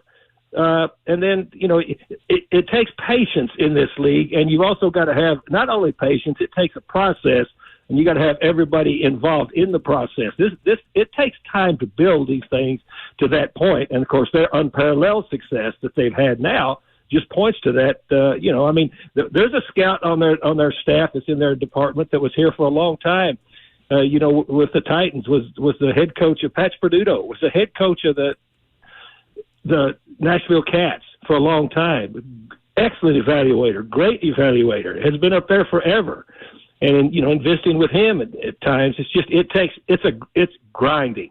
It takes the time to grind. Everybody wants the instant success and just, read some mock drafts and say, well, this is the guy, this is the guy, this is the guy. Much more intense and detailed and just really, really boots on the ground work that it takes to get one of these things done. He knows how to do it. Coach Mack, we had Mike Borgonzi on. I think we've heard him say it a couple of times. He hadn't really looked at the quarterbacks, and I think some people were somewhat confused by that. But Coach Mack, if you could walk us through how that pre-draft happens for those front offices, Coach Mack, where sometimes you just pay the business or mind the business that pays you to, and they didn't have to really worry about a quarterback, Coach Mack. I'm kind of confused on why some are shocked by him not diving into these guys. Well, his people have, though. Yeah. I mean, you do everybody. His people have. Now, himself particularly, because of the position that he rose to, I mean, he had people gathering information for him. And so now, I mean, and it's different. Yeah, I mean, they probably aren't really digging really deep into quarterbacks there. They've evaluated every quarterback, because you have to do that. You have to evaluate everybody, because especially nowadays, Ramon, the way things, I mean, after 4 years, you're an unrestricted free agent, and the way that free agency works now, all of that, you have to be involved with everybody, because sooner or later, all these names are going to come back around to you. And so, but as far as just dialing in on quarterbacks, there's no doubt that in Kansas City, that he wasn't just dialed in on quarterbacks, his people were. He also brought up a point, Coach Mack. We're speaking about, team building, filling holes and stuff like that, replenishing the cupboard. One of the things that I think we all love is the superstars that you put on top of the stadium. But Mike Borgonzi was he spoke about filling a team with what we like to call core players, Coach Matt, guys that you don't really know about or just play their roles. Or, heck, they might be a second rounder that's just, good, not a star. How important is it to have a team full of those, Coach Matt? Well, that's what makes your team. I mean, you look, you have to have star players, if you want to use that word, at certain positions. Everybody needs them because that's what the league. Everybody has some of them, but there's 53 guys on the team, and to be able to build the belly of your team, you've got to be able to identify the type of player that is what you want and what you want with what you are building, and that goes throughout the draft. The belly of the draft and the digging that goes on into finding those prospects, that's where the successful clubs are. That's where the continuity is built, because you've got to build your football team, through the draft, and it's extremely important. I mean, you only get one first round pick, and everybody's focused on the first round pick. Not everybody, but the general public focused on the first round pick. But the meat and the belly of your team, year after year after year, is made throughout the draft, like I refer to as the belly of the draft, that become the foundation for your football team. Coach Mack joining us this morning on RKW. Coach, it has been announced that there is a new special teams coordinator for the Titans. That is John Fossil, coming over from the Cowboys, and you know him well. What are they getting in Fossil as a special teams coach? Probably the best in the league at it. I mean, he has, and what Bones has done. I mean, when I remember, of course, I go way back with Fossil because his dad and I were coordinators together for the first time, at the Cardinals, and then he got the Giants job from the Cardinals. I got the Cardinals job there, known him for a long time, and then when Fish and I went to St. Louis. I mean, Bones was one of the first guys we hired because Jim, had called both of us, his dad, and said, Bones is going to be a free agent. Would you guys look at him? And we brought him in. Of course, I know him, and he's put together a 20-year career as a special teams coach, and not only a special teams coach, but a guy that's been very, very successful. The first year that we hired Bones in St. Louis, I mean, we were taking over that Rams team that had been 15-65 previous seasons. They had no kickers, none. And so the first thing we did when Bones was hired, I said, look, we're not going to spend a draft pick on a kicker. You go find us a kicker and a punter that's a free agent. Go find the best that you can. And, of course, those guys live in a different orbit. They're dialed into everybody. And he went out and got Johnny Hecker and Greg Zuerlein, who, had double-digit Pro Bowl careers. And the dude is really good at just the special teams world. I enjoyed, being in his meetings. I enjoyed everything about it. They got one of the best in the league right now, which is a huge get. Coach, we've seen some of the NFL clips of him, and he's, like you had mentioned, he's so animated and he gets so into it. You see in games, the special teams coaches, sometimes he's one of those guys that you'll see jump a foot. How is he able, in your eyes, to relate to these players, and what makes him maybe one of the best in terms of how he gets to players and actually gets them to improve?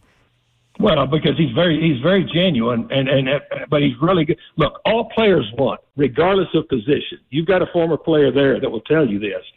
All they want from their coach is somebody that is invested in them, somebody that they know can improve them in whichever avenue you're looking at, that can make them better, and then someone that they can trust.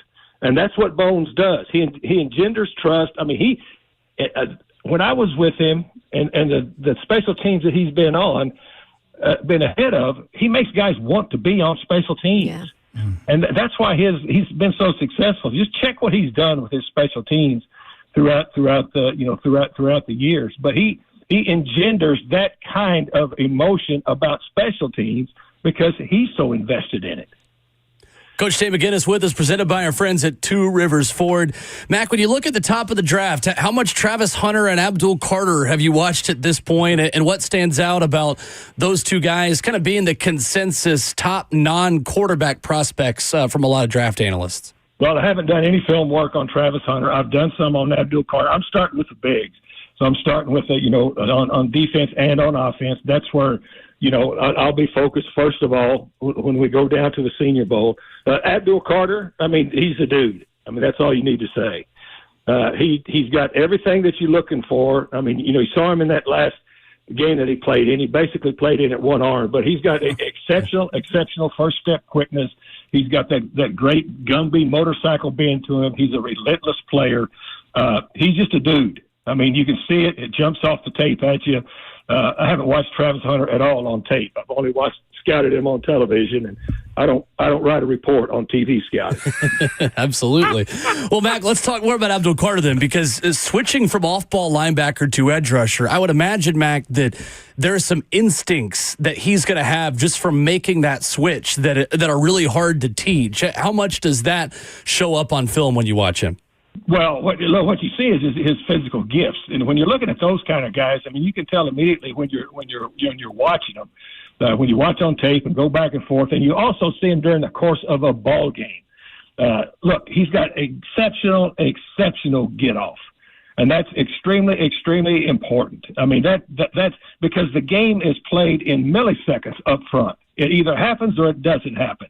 Very, very quickly. And then he's got that innate God-given gift to bend that motorcycle lean around the corner to put his knee on the ground and then flatten back out to the quarterback.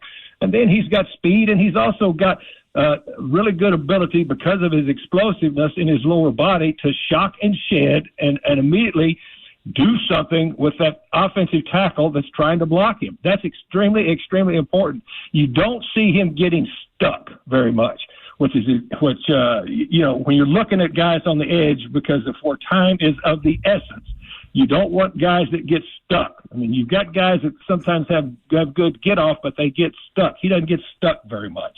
No doubt about it. Coach Mack, I tell you what also won't get stuck is I zeroed in my binoculars yesterday. I can see real clear. Thank God. See real clear, Coach Mack. Let me tell you how proud I am of you with that, Ramon. That's going to be a game changer for you. That's a game changer for you in the stands. And plus, Coach Mack tries to be cool with everybody, but I was getting a little irritated last year. I'm doing all this begging, Coach Mack, bombing binoculars. I ain't ever heard of that. Most people borrow sugar, even ketchup. Yeah, well, I'm looking forward to it. I'm looking forward to being able to visit and see with some of these players. The thing I miss about the 31 seasons that I was involved in the draft as a coach is now doing what you do. You don't get any time with the players. Yeah. Mm-hmm. This time of year, I would already have been to a lot of schools. I'd have done a lot of things.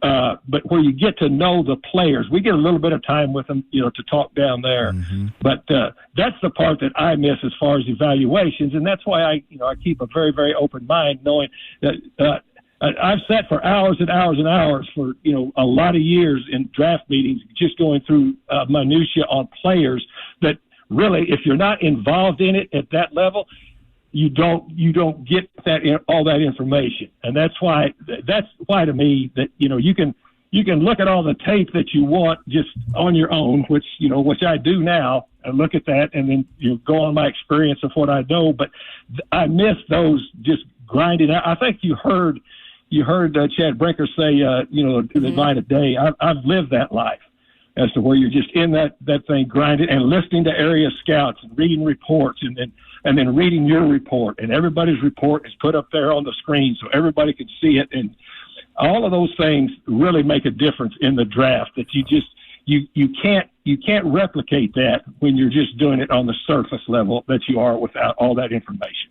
Coach, I'm interested with conference championships coming up here in the NFL this weekend, and Washington being somewhat of a surprise with, them resetting a lot of things last year, and a lot of people thought there's no way they're at least a playoff deep team. What has been the difference? And I know Jaden Daniels is a big part of that, but what has worked with them for them to be able to flip something that quickly? Well, they had some players on that football team. I mean, they had some talent because they had not been good. They'd been drafted fairly high. They had some talent, especially defensively. We played them, a couple of times and saw the things that they had defensively. But the quarterback is an incredible difference maker. I mean, that is in the National Football League. I mean, really, in football, that is the position. That's the position. You have that dude, he can lift everybody else up around you. And then if you can put some good players around him, and then plus you get on they got on a little bit of a roll this year too, won some really, really close games. You get on a roll, but the quarterback, the thing that was unique about the Jaden Daniels this year to me, just watching him is how unbothered he is by all of it. Yeah. That's the thing that has made him. I mean, he's a steady dude that it looks like he's playing with just a whole lot of joy of playing quarterback. But he is, he's got to be. And again, I don't know the player, but just watching him, he has got to be a tremendous competitor because you can just see it, and you can see the other players feed off of it. So they had players there. Dan Quinn comes in there and puts together the way that he wants to run it. But having a quarterback, hitting on a quarterback like that, especially in his rookie season, that's massive. Coach Dave McGinnis with us Thursdays here on the show. Mac, we will talk to you from Mobile next week. We are looking forward to breaking down prospects, all-star games, draft. It is all here, and we're excited. Thank you, Mac. Guys, always appreciate you guys. See you. Thanks, Coach. There he is, Coach Mac, with us this morning, talking about prospects, NFL draft, and a little bit of conference championship there as well. All right, so we've got award finalists in the NFL, and there is one player who has no business being up for the award that he is up for, and I'm not even talking about comeback player of the year. I'm talking about defensive player of the year. I'll tell you who that is next.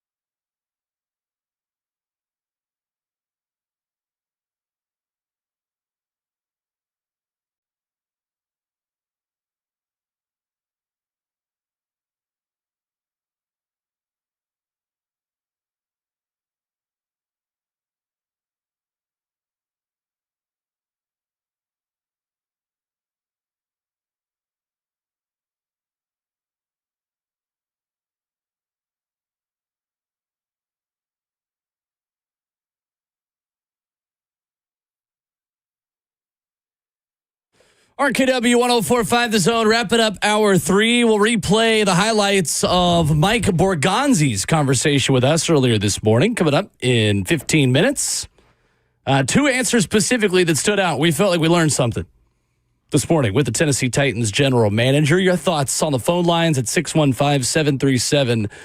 Finalists are out for awards in the NFL.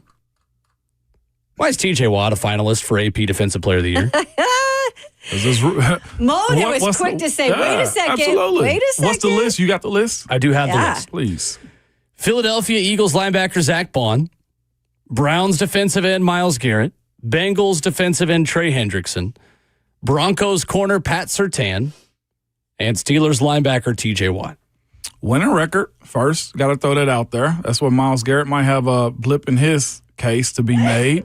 And specifically on TJ, like if the voters are actually watching the tape, you'll see how many times he's doubled and triple teamed and they go away from him. Like his ability to be an asset to his team is, I think, bigger than most as it pertains to what you're asking him to do at his size and at his production too.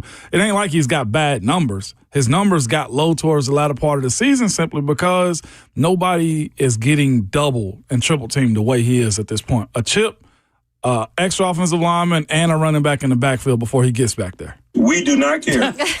You knew that was coming. I'm sorry. I know, but ask your quarterback about it. No, I'm sure. Well, he didn't do anything in the game. He didn't even record a statistic in the wild card He did not, round. but the first time he did, you remember that sack fumble on the field? I do remember that. You but do you remember the last 2 games? That's what I'm talking about. The big thing that I'm talking about, though, is that sacks are irrelevant in talking about this because we don't know when these sacks occurred. If sacks happen on first, second down, and they convert it, it doesn't mean anything. That's fair. So my whole point, and this is for TJ, this is for Myles Garrett, and this is for Trey Hendrickson. Trey accumulated almost 10 sacks against poor teams, 4 sacks against the Raiders, 2 sacks against the Browns, 2 sacks against the Giants, 3.5 sacks against the Steelers in the last game of the season that didn't matter. The players that should be in this list are defensive players that cause turnovers. In my opinion, Kirby Joseph led the league with 9 interceptions. Marlon Humphrey, 6 interceptions. That's just my example.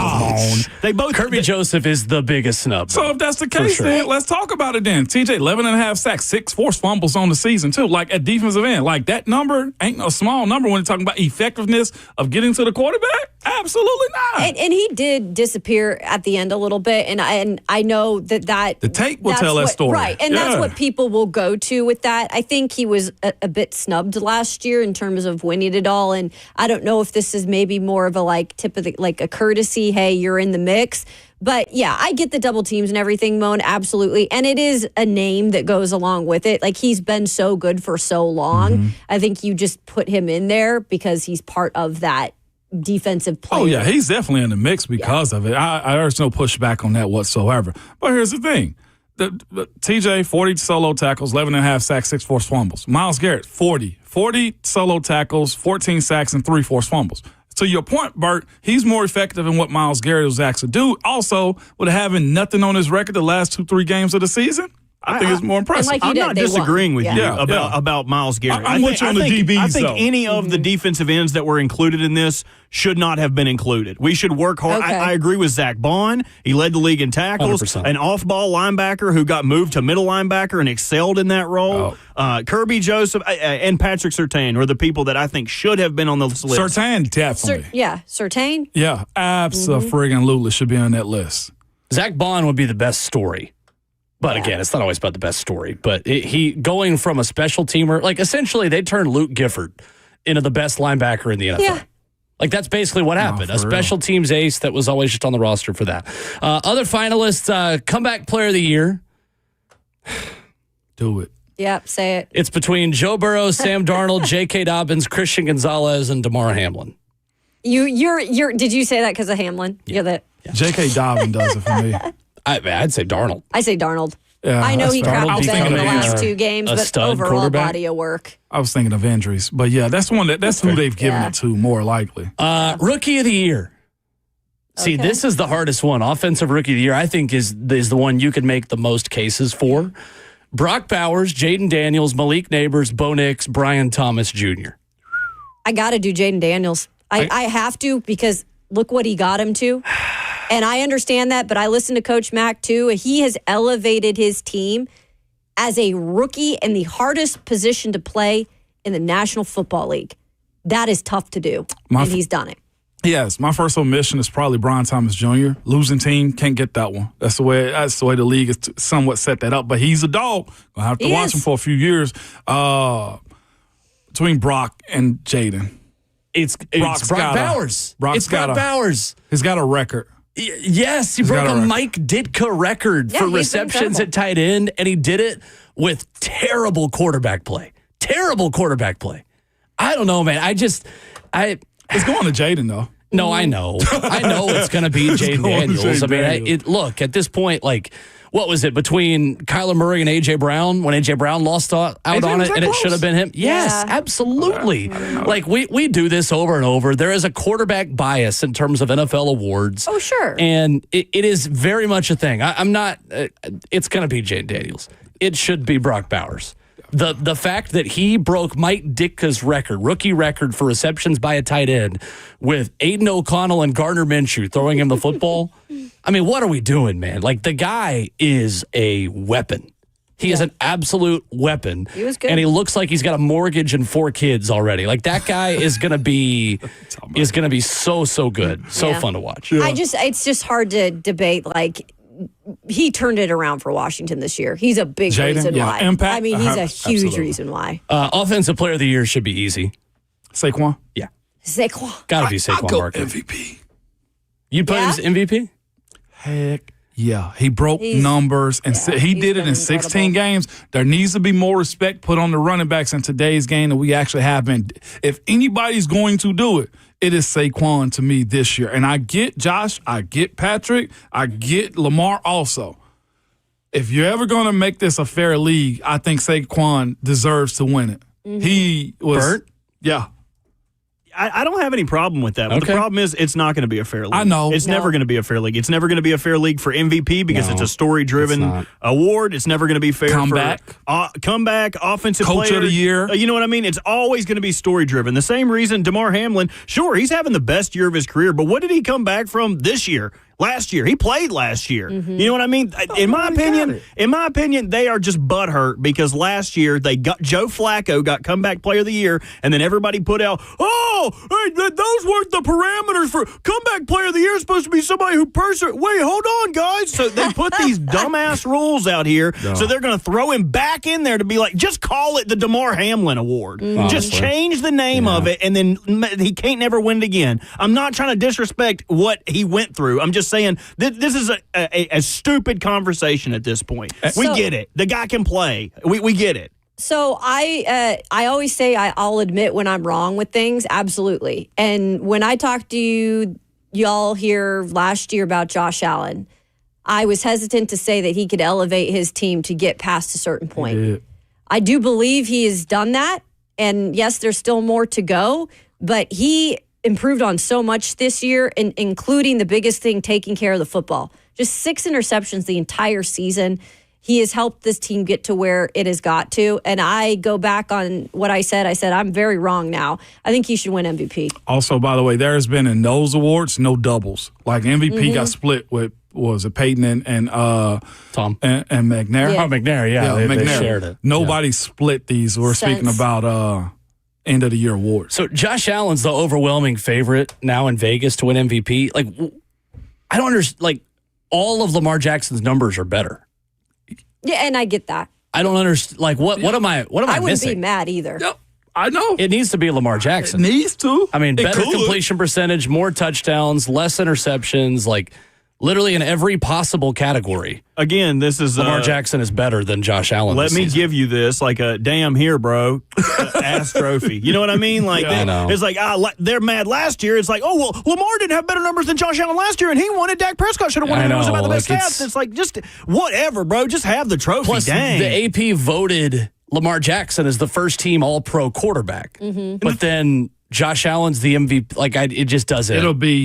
It doesn't make sense. And the thing is, neither of these guys never made care. sense to me. Lamar and Josh Allen do not care. Neither one of them dudes give a rip about it. Both of them just want to win a Super Bowl. So they don't want to hurt feelings. So let's give it to Saquon. Neither one of them dudes care. Give it to somebody who cares. Give it to Saquon. Honestly. He get votes? Yes, he'll get votes. Oh, 100%. Anyone that's 100%. listed in those categories received votes. Yeah. It wouldn't list someone who didn't get at least one vote. Oh, I thought that was just an intro. There will be a second vote, or this is the vote? No, this was it. This is the result. It's voted on before the playoffs. So it's not a playoff award at all.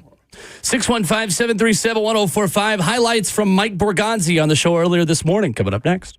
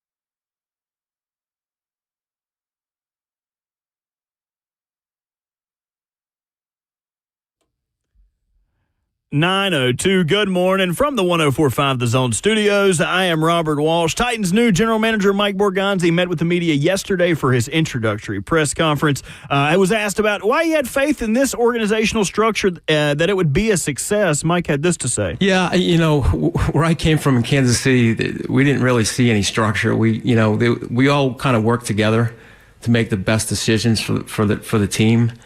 So we weren't really concerned about titles there. At the end of the day, we were trying to make the best decision for the team at that point.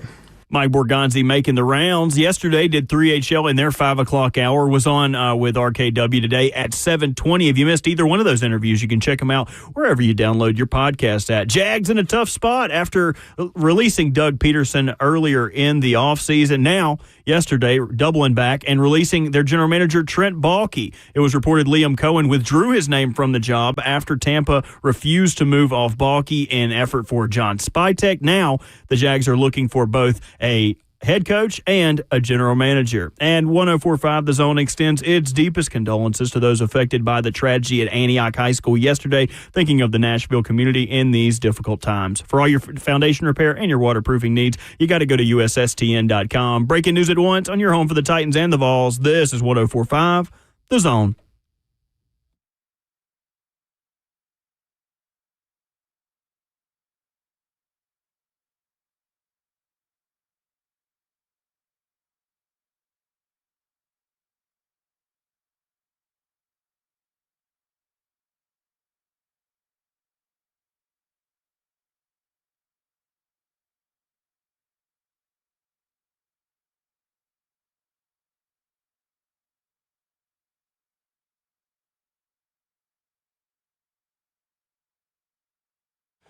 RKW rolls into hour number 4 on this Thursday morning edition. 615-737-1045. Wide open if you want to react to our Mike Borgonzi conversation this morning.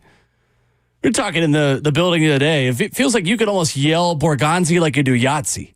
Yeah. I mean, Dawn was doing it right before he came on 3HL yesterday. Borgonzi. She was. I love that game, by the way, Yahtzee.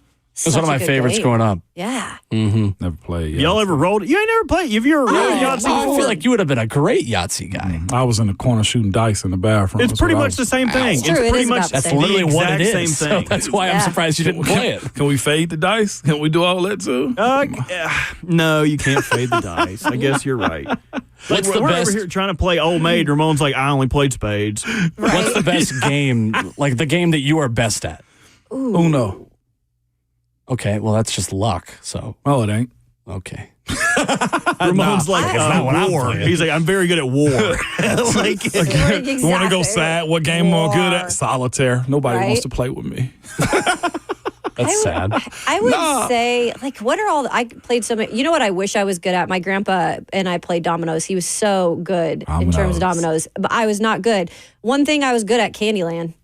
Loved Man, Candyland. I love me some Candyland. Second grade, Miss Turner class, boy, I used to be in that. Boy, man, heck yeah, Candyland was awesome. Clear answer for me, and anyone who knows what this is not going to be surprised that I'm good at like the nerdiest game ever that takes skill and you're gonna strategy. say Catan? I'm going to say Settlers of Catan. I wow. am a fiend at Settlers of Catan. You hear me? You are not. I will take all of your wheat and all of your resources. I will get longest road and largest arm. I do not play around when it comes to Settlers of Catan. Is that like Oregon Trail? I do not. No. Not at all. Will has do not always lose. has the longest road. No, I'm not a longest road guy. I'm a largest army guy. Okay. The goal of the game should be to never have cards in your hand and always buy a dev card whenever you can. So my friends know that I am the Catan guy. Bill's tight end Dawson Knox, legendary Catan player in the circles that I run in, by the way. Nice. But yes, no, for my group of friends, that is the game that we play. 100%. Yeah, I would. 100%. What about you, Bert? I used to play a game with my brothers called Don't Do That, and you used to have to put a blindfold on, and you would give somebody 5 seconds before you say Don't Do That, and then they could do whatever they wanted. So I've been hit with a shovel, a stick, snakes. Lord. Okay. They went to gosh. bricks. If somebody hit me with a snake, we're gonna have a fisticuffs I mean, conversation. generally that's what it was. Like I am punching someone in the nose if they hit me with a snake. If y'all want to play, don't do that. We can do that. I'll bring a eye cover in. Did they hit you where the sun don't shine? Anything was fair game. It was just a stupid game that kids play. God. Okay, I'm with it. There you go. I'm with it. I was very good at it. over here. Well, the Tennessee Titans are playing a game of chance, of skill, of risk. It's called the NFL Draft this offseason. Not a great segue. Mike Borgonzi was on the show earlier this morning. You'll be able to download that podcast as soon as the show ends, wherever you download podcasts. We asked him about the quarterback position because he told 3HL yesterday, look, early in the process, haven't really dived into this quarterback class yet. So we asked, what are you going to value when you do end up diving into this quarterback class? Yeah, all the physical tools that I kind of touched on yesterday, just the arm talent, some of the mobility stuff, which I think is important in today's game to extend plays. But the accuracy and then the processing and really that's where you really have to dig down on the film and have these questions lined up for them at the All-Star game and the Combine of, what are you seeing here in this coverage? Why did you make this throw? And that's going to be important just going through with Coach Callahan and his staff of really just digging down and how do they process the game. And then the number one factor is going to be leadership too. That they are the face of the franchise, the quarterback, and that's what we're looking for. So, those are the characteristics that we're looking for in that position. And like I said yesterday, to solidify the quarterback position, it's probably the most important position in all of pro sports. It really drives the entire team. So we're going to be relentless on trying to really solidify that position. I think it's interesting, guys. You could take away different sentences from that answer and make a case for both of the top two quarterbacks in Cam Ward and Shedeur Sanders. When you talk about arm talent and the improvisation that he starts the answer with, but then you talk about accuracy and decision-making, I think you're more describing Shedeur Sanders within that. His ability to improv, I think, is good. Arm talent, I think, probably goes to Cam Ward. But, like, the way it's somewhat described, it does seems like Shedeur, his pocket manipulation, his ability sideline, like, he had to do that. I think Cam had a little bit better prospects at Florida State, and he delivered down the field with them too. It really will be a tough decision, and it boils down, honestly, to the most important guy in the room on this decision to me. I think we've spoken a lot about Chad, Mike Borgonzi as of late, but what if they are going quarterbacks? What in the world does Brian Callahan want? Like, what kind of type does he want? Yeah, and that's where you have to work together on that because we're seeing exactly what they want for the most part, Mike Borgonzi and Chad Brinker. But what exactly does Callahan want to work with, and what does he want to do in terms of, because he's got to develop this guy, right? Well, they got to pick him. He's got to develop him. I also find it interesting, too. There's a lot of similarities with them and what they said and who this could be or who they're looking for. The character trait is huge for them, too. And he added that on there. They've got to be the face of the franchise. And I think that'll be interesting where they actually get to meet with these two quarterbacks. How are they different in terms of how they lead, how they deal with, adversity, what they are like in terms of all ball, all day? That's where I think, I'm not saying you separate the two, but they might do it in different fashions. Mm-hmm. I think it's interesting because if you looked for, let's say Brian Callahan has more of a say within this process than maybe he usually would because he's vetted these quarterbacks maybe longer than Mike Borgonzi has, or is going to have more of a say to just say, look, Mike, this is what I need. Yeah. If you look at system fit and physical traits, there's no question who the better fit is for his system. It's Shedeur Sanders. Yeah. There's no doubt. Mm-hmm. There's a conversation, though, you can check it out at AtoZSports.com that Brian Callahan had with Easton Freeze that I think is really interesting because, and I think this is a larger discussion we can have tomorrow, talking about what he learned about what went wrong with Will Levis and now what he's going to value moving forward. I thought this was a really interesting answer. He says, what do they look like when things break down? Mm-hmm. How do they operate when the pocket is muddy? How do they operate under critical duress and critical pressure? Those are the things I look at. This is Brian Callahan speaking. How does their brain essentially respond? I think a really good example of what incredible poise and calmness looks like is just watch Jaden Daniels play. The moment's never too big for him. Pressure never rattles him. He's just efficient in his movement. He's efficient in his delivery.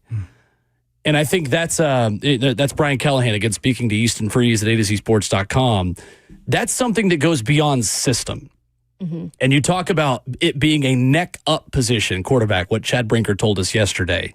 It sounds like they are going to further emphasize what happens outside of the system, more so than just who's the better fit for the system when everything goes to plan A. No, they want to know what quarterback thrives better in plan B, C, and D. Yeah, and I agree with Ryan Ward in the chat. I do think that is Cam. I've seen that from Cam ever since he was playing over there at Washington State and then in Miami. Like, he does stay composed and calm in those situations. Almost too calm. Yeah, and that's what will be interesting again, is how that all breaks down in terms of these interviews and how they perform in the combine and all of that stuff. Like, I think they're so close that if you did want to go quarterback, Shador or Cam, there's so many similarities, but yet differences. It's like splitting hairs. Biggest thing they need to do is be like the 1990s R&B artists. You hear me? Yeah. Loving everything that walks into the room with them too. All right? Make the world believe that you love and adore both quarterbacks, because if they do decide to move back, you got to make a team believe that you will take them. And I do think either one will do well. Yeah. They need the world to think they love both quarterbacks. Absolutely. Not just one, but that there is value in both of them. No doubt about it. 615-737-1045. Your reaction to the Mike Borgonzi conversation and Thursday 3 coming up next.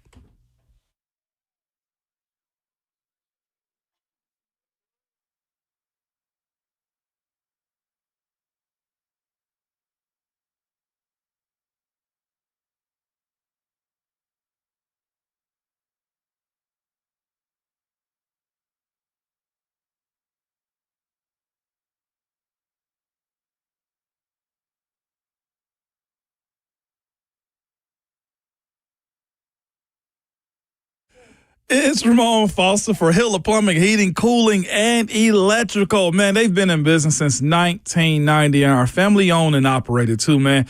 Jimmy Hiller, by the way, man, was recently named one of the most admired CEOs, man. It's for this reason right here. He truly cares for his team. Of course, everybody eats, right? And he also cares for his clients, man. Hiller takes care of the customer on every single job, every time. They stand by their work. 100% satisfaction is what they believe in, because it's happy you'll be or the service is free. If a customer, meaning you, isn't pleased with the work they perform, guess what? They will make it right. They did the same thing with me just the other day. They brought something back to my house they had forgotten. Simple call, hey, you guys forgot, and they brought it right back to my place. No issue whatsoever. And it's because they have professional, experienced, trustworthy technicians, man, that come into your home and they leave it clean, they leave it better than what they found it also. They also offer you true transparency pricing. You're probably wondering, what does it mean? Is it actually real? Yes, as someone that uses Hiller, man, there are no hidden fees, no added costs, no surprises when you get your bill. What you paid for is exactly what they service you for. That simple, all right? If you want to book them or for more details, simply go to happyhiller.com.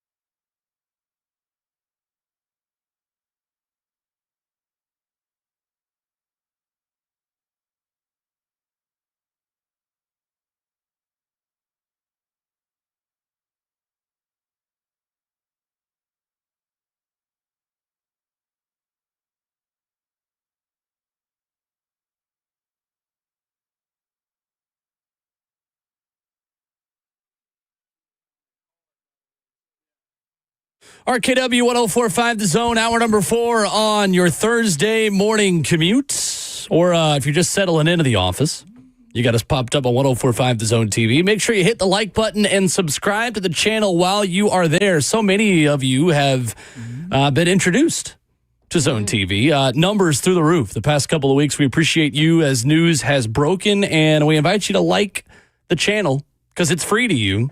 And many of you watch every day, and we always do this, and people will be like, I didn't even realize I wasn't subscribed. And then you'll go and you'll subscribe and you'll return. It's good for you and it's good for us. 615-737-1045. Thursday 3 picks coming up in a matter of seconds. Let's go first to Cousin P in Nashville, though. Wants to talk about Mike Borgonzi this morning. What's up, P? What up, P? Hey, what's going on, fellas? Good morning. Morning. I really appreciate the interview y'all did, man, with this guy. It made me a little bit more easy about him. Obviously, when you have somebody new that you bring in, you just don't know how they're gonna be. If they're gonna be transparent, if they're gonna be kind of secretive. So, really appreciated his answers, and I really like the fact that he is willing to be patient. He does not feel like we just have to grab Cam Ward or Shedeur Sanders. We can be patient. Definitely putting out that we're looking to draft the best available, because we were probably not, right? So somebody's gonna take the bait, and if they don't, we might be looking at a future quarterback for this franchise. Just off y'all's conversation, though, I want to say that I do believe that Cam Ward is the most Daniels-like player in terms of his demeanor. I mean, the kid is ice cold, ice water running through his veins. And if you look at other great quarterbacks around the league and, past quarterbacks, they all have that factor, right? Patrick Mahomes never looks rattled. Peyton Manning never looked rattled. So great quarterbacks and then current quarterbacks have that same attribute. So if we go Cam Ward, I wouldn't be mad at that at all. I don't think Shedeur Sanders is it based off of what Callahan has said that he was looking for in the demeanor. He's very emotional. He's very much Deion Sanders, and that's the quarterback that we have now, right, with Levis. Levis is very, very much so a quarterback that shows emotion. So I'll hang up on that, man. Appreciate the work that y'all do, man, and we'll holler at you guys. Thank you, Cousin P. Thank you. Appreciate You know what? I'm appreciative of P right there. He actually said something that he did not like that wasn't about like his outward stuff as far as Shedeur goes. He just said he think he was emotional. Like, I can live with that by saying, well, the cameras, everybody got cameras around them. Like, or intrusive, like all those things are part of today's athlete for the most part. So thank you, P, for actually keeping it on the field. Makes sense. I like it. So, Thursday 3 picks. We have two games to choose from. Yeah. So we have Eagles Commanders. We have Chiefs Bills. We have 2 totals and 2 spreads. I am going to lead off. I was 3-0 last week. I have a 3-game lead on second placed Ramon 2-game lead on Bert in second. I'm 34-29. Bert's 32-31, and Ramon and Kayla are both 31-32. It is crunch time. Yeah, I thought if I moved my name below theirs in the Google Doc, it would mean that I would get to go last. I've been on the bottom no matter what, so. That's not true. There's that. That's not true at all. Whoever is in the lead, I move to the top, and then the tiebreaker is whoever has the best record from the week before. So that's not true at all. So let's just go ahead and get it started. Ramon, who you got? Nope. Bert goes before Ramon. It's a disadvantage to go first. I'll go first, happily, since I'm on top today. I'm going to break a rule. I do not like wagering on the Kansas City Chiefs because the Chiefs routinely do things to not cover but win games. They'll take a knee before they kick a field goal when they should, just score a touchdown and then leave a little bit of time. They will take a safety on purpose to make things a little bit more interesting that sometimes will make them not cover. But 1.5 to me is a good number. And I think we just got to accept that it's just going to happen again. The Chiefs are going to make the Super Bowl. They're going to be the favorites. They're probably going to win another one. I like the Chiefs minus 1.5 against the Buffalo Bills as my first pick. All right there. Okay. Bert, you would be second. Well, second place, I would be. I would be if we did this the correct way. But, I think we should mix it up a little bit today. My first pick, as I understand it, both the totals are 47.5. That is correct. For both of these games. I think I'm going to stick with the Commanders-Eagles in the first one and go over.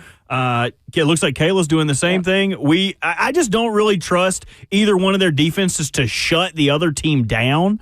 I think even if they come in and in the first half and we're looking at a 10-7 game, I think the second half could always explode. Saquon in games where teams are worn down, he could always take one to the house. So I'm going to go over in Commanders-Eagles 47.5. Over 47.5. Okay. Since you guys are both 1-2 last week and you have the same record, Kayla, heads or tails? Tails.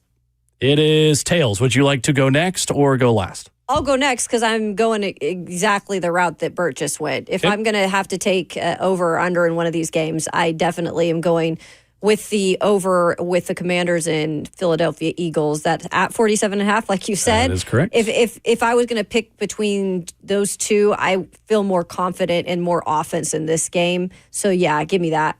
You got over in that game also? Mm-hmm. The deep breath. I'm nervous, Ramon Foster. Strategize. I know. All right, I'm going to go Kansas City, Buffalo.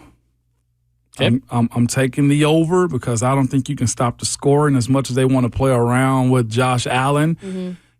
Like Bert said, screw the MVP. He's trying to make it to the show. And I got a feeling he's going to use his legs. He's going to throw the football. And they always play a lights out type of game. So give me 47.5. And just looking at the scoring as of late, too, they don't care about spreads or anything. So over. Okay. So you're going Bills Chiefs over 47.5. Bills Chiefs over. Yep. All right. 100%.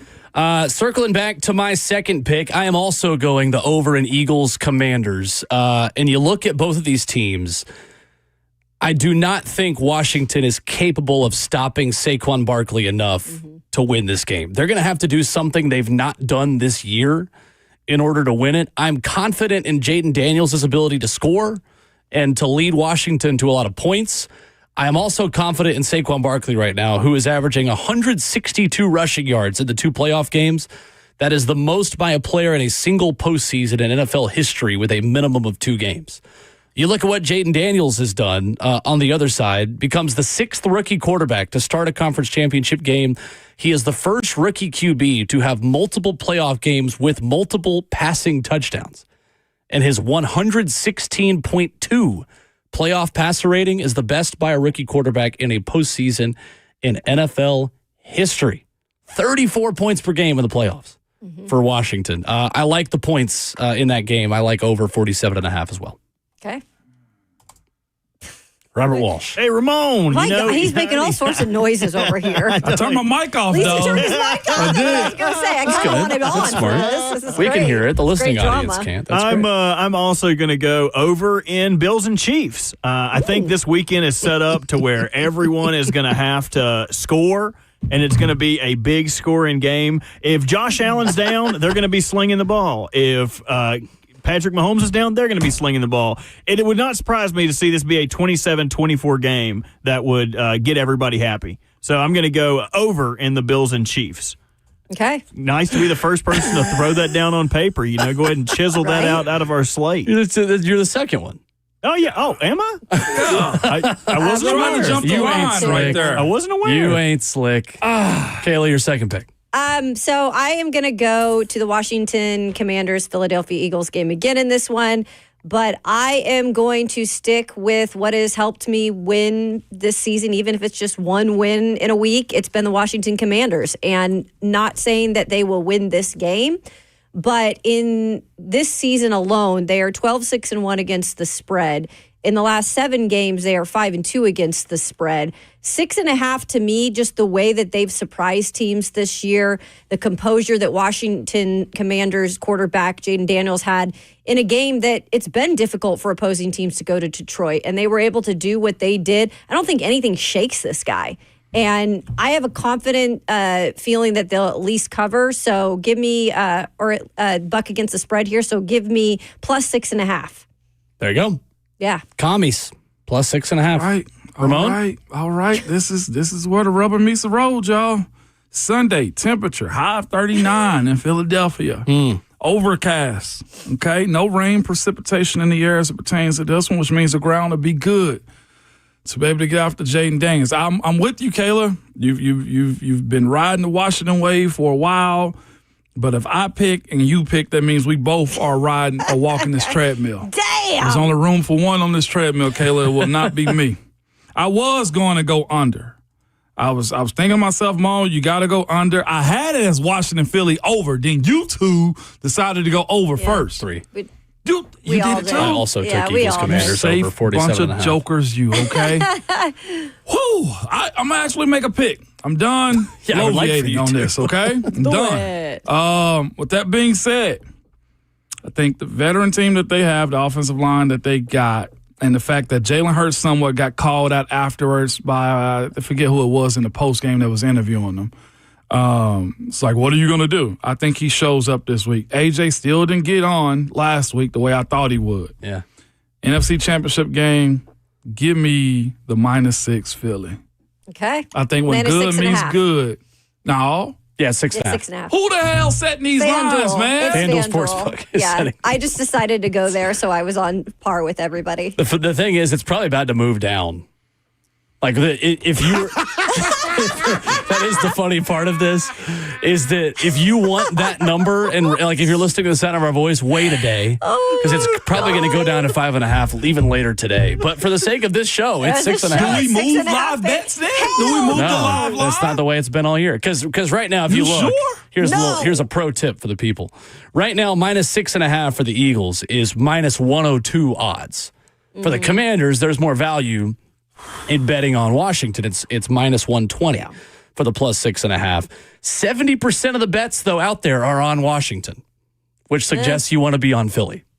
Well, so Ramon's going to go on Philly, -6.5. Yeah, I'm going 6.5, and I think this is a Saquon game. I do think they get the passing game together, too. But as I look at the post game and I see Saquon, for once in his life, going to be petty and be like, New York, was I not worth it? We continue to go back to that hard knocks. Yeah. And I'm not willing to pay a running back that amount of money. Well, sign me up. Ramon, I'm going to join you. Oh, goodness. Fly, Eagles, fly. As the mayor said the other day, ELGLLS Eagles. We gotta play that audio later. I like the Eagles in this game because I think if Philly gets up, I think their rushing attack is going to be able to put this game away. And really, it's exactly what happened last week against the Rams. They're just a late 2-minute drive for LA and then a missed Jake Elliott field goal allowed the Rams to cover in that game. I thank them for their service, and that's why I went 3-0 last week. But I do think this is the worst possible matchup for Washington. And I think this is the Murphy's Law game where everything comes to a head. I think they're able to score some points. Absolutely. But I think in the 2 games they played against Philly, they played in Philly November 14th. And the Eagles ran for 228 yards in that game. I just think they, as the 30th ranked rushing defense of the NFL in terms of yardage, just can't stop Saquon Barkley with a healthy Eagles offense, an offensive line that's playing really well, and Saquon warmed up through this postseason. I think it's a lot of points, but I just have this picture in my head of like a 60-yard Saquon run with like 3 minutes left to change it from a 6-point game to a 13-point game. And I can't get that out of my head like it was against the Rams. Washington played them better in D.C. Yeah, they beat them in D.C. I do think a portion of this game will be focusing on stopping Saquon, which is where you got a runner and Jalen and a passer that got to find a way to stop A.J. Brown from reading books on the sideline. Yeah. Well, so far that hasn't worked. Nope. I'm going to go Eagles -6.5 for my final pick. I'm not alone. And you won't be. That's going to be triplets in the bedroom. Oh my God. Because I'm going to also take Eagles -6.5. See, I thought Ramon was going to tail me off my first pick to make me pick a blind pick, but he did not. So I'm going to tail Ramon. I thought you already had 2 picks already. I did. But I'm going to tail your second one. So now the only game that matters for me is the over-under in my first pick. I'm going to pick Eagles -6.5. Makes this game inconsequential for me. Is this like the Price is Right? 1,000 and then 1,001? So Ramon, then what you could do if you wanted to get back at Bird is you're going to have to now take the under in Eagles Commanders. I'm saying I and like Kayla that also one. took the over, so I'm then trying to you win. could gain 2 games on both of them. Only one that matters is me and Kayla's bets. Okay. Well, but if I'm going to go down, I'm going to go down bad. And so for my next pick, I'm taking Buffalo. Really? +1.5, baby. Good things gotta come to an end. Give me the better couple in Josh Allen and Haley Steinfeld over Travis Kelce and Taylor Swift. That is overplayed. Fighting words. Just like the Kansas City Chiefs. Give me the Buffalo Bills plus 1.5. Caleb jump off the table now. It's the Chiefies, baby. Let's set this table up over here. Up and away. The elevator man. Hey. I'm sweating now. The first time I've been hot in the studio ever. Oh, my gosh. Yeah, my hands That's are getting freezing. cut, too, by the way. Thank you. 9:36. 9:36. I'm glad it wasn't me that said nothing crazy. 9:36 as well. You just said yesterday that Philip Forsberg was packing. I have that. Who said that? You did. Oh, my God, I did. I was talking about luggage, okay? Out of context, no one is talking safe. about. Yep. Never mind. We're not going out of Ramon context. Foster, your third pick, please. That was 3. No, you didn't give me You haven't You made ain't your gone third yet. one yet. What's the third? It's not called the Thursday That's two. only 2 games. Yeah, I know. You can go Thursday, over 2.5. under or just pick the spread. About. You just might as well ride with You got to me, big double fella. up on one of the games. Hey, I got you. No. Ramon wants to go. Shush it up, Welcome to the Nancy. conversation. Shush up, Nancy. We've all doubled up on one of these games. My second would be I'm actually going Chiefs. Okay. Mine is Third. Yep. Your third. My third. Yep. I'm taking the Chiefs. It's home. That crowd. I've heard that crowd before. Yeah. It's nuts. That's what I said. If I'm going down, I'm going down in a the fact that firestorm, Patrick also acknowledged he shouldn't have act like he tripped on the sideline like that. Like that says a lot about his mentality. Hey, the West Texas slinger is coming out this week, is what I'm telling you. Okay. There you go. Thursday 3 for 2 games. So we have 2 weeks of this left, and we can put player props in there for the Super Bowl. Y'all wanna throw a little side bet on East-West Shrine games? No, You got stop me. it. Who you think's gonna Stop win the it. East-West Shrine game? I got East. Yeah. Of course. I've been told I need a table. You're gonna get. Taylor's gonna get dare through you the jump table. on. You won't. Standing I on go- the what? I really Ooh, could. I just cringed. jumped on the- cringed. off the Ooh. table. Okay. There you go, Caleb. All Buffalo. I really thought That should Caleb get was about clipped to right jump there. into the chase. I thought so, I did too. too. That chair got wheels on it, Kayla. I wasn't gonna save you. I was gonna make sure you was okay. Didn't laugh. I made sure I was going I was gonna flat-footed make on the floor, not the chair. I was gonna make sure you were okay first. Then I was gonna laugh. Oh my gosh, that was good. That was good. If you'd have fallen on that table over there, that would have been awesome. I know. I needed to fold the table. Woo! Okay. There we go. Well, there's my one rallying cry for 3 of us this weekend. Mayor of Philadelphia, take it away.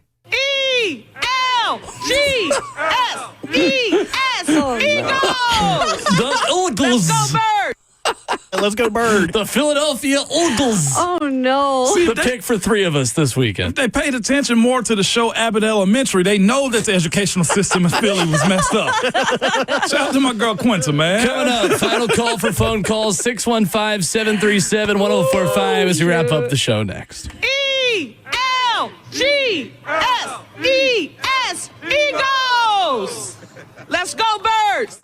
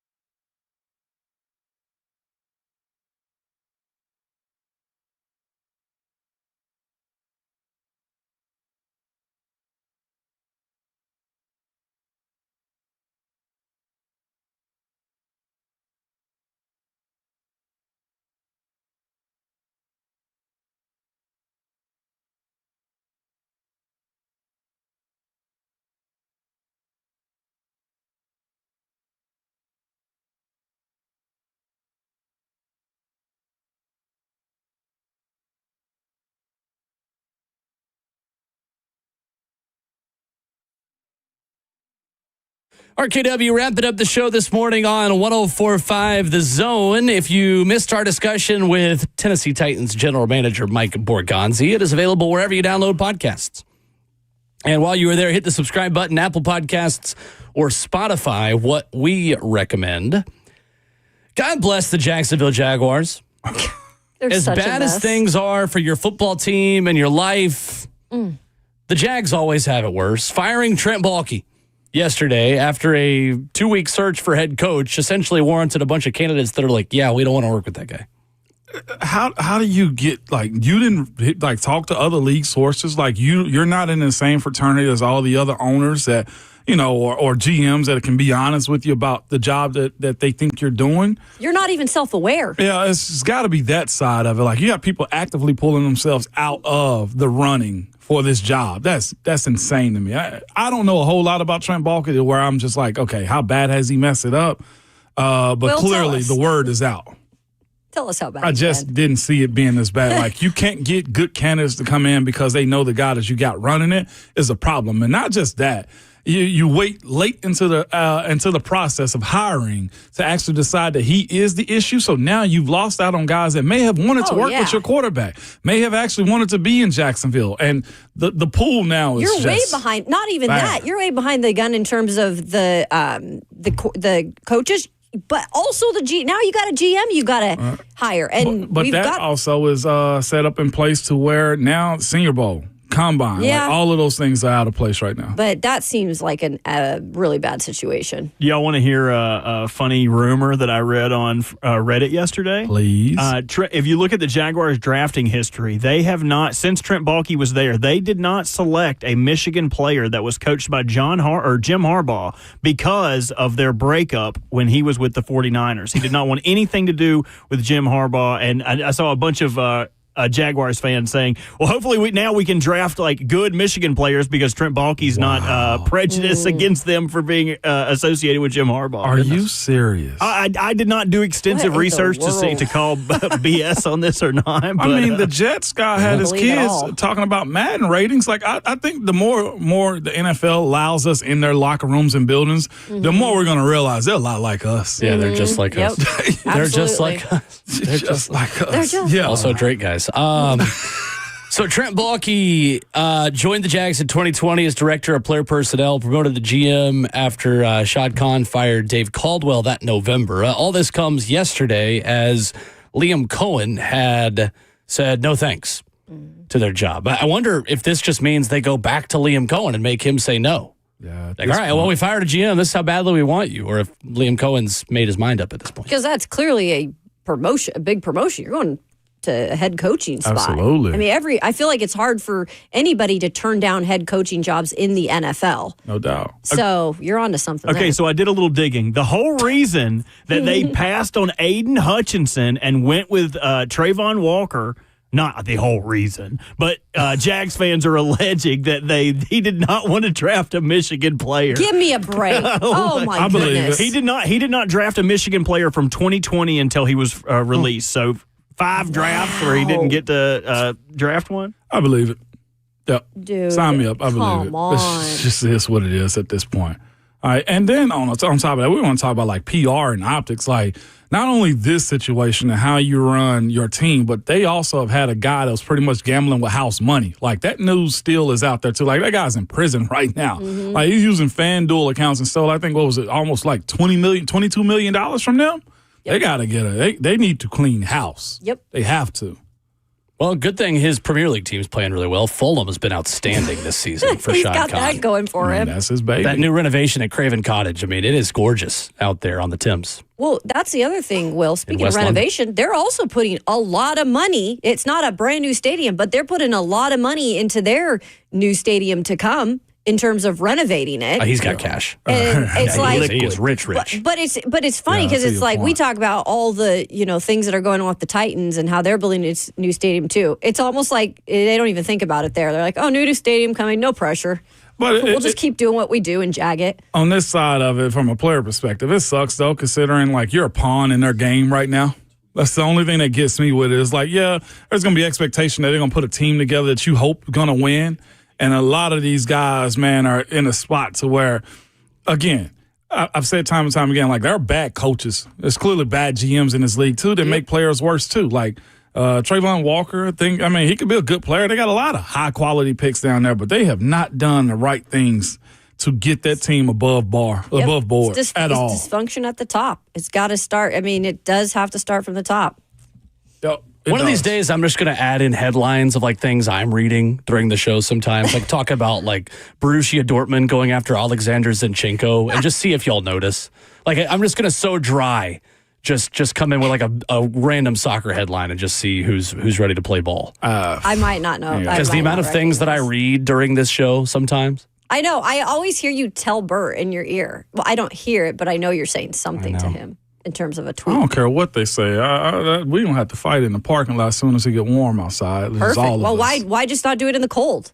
Why not do it in the living room? What we got to fight outside for? In the green room. Yeah. You just let all the company see? Come on, take this back inside. They don't think we heathen. Talking about Shad Khan and Fulham got me looking at transfer news now. You should start doing a soccer nugget. Like I'm into Random Teach you one thing a day. Yeah. I would. Yeah, like what? Give us a soccer nugget real quick. Well, Nashville SC just signed a keeper. I'm just kidding. You idiot. See, now I want you to feel bad because I was talking Nashville SC, which is relevant to our listening audience. I do feel bad. No, you don't. You liar.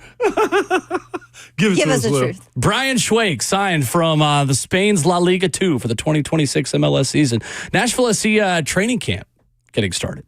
In Florida. They don't have enough season, I feel like. We are right at a month until match day 1. All right.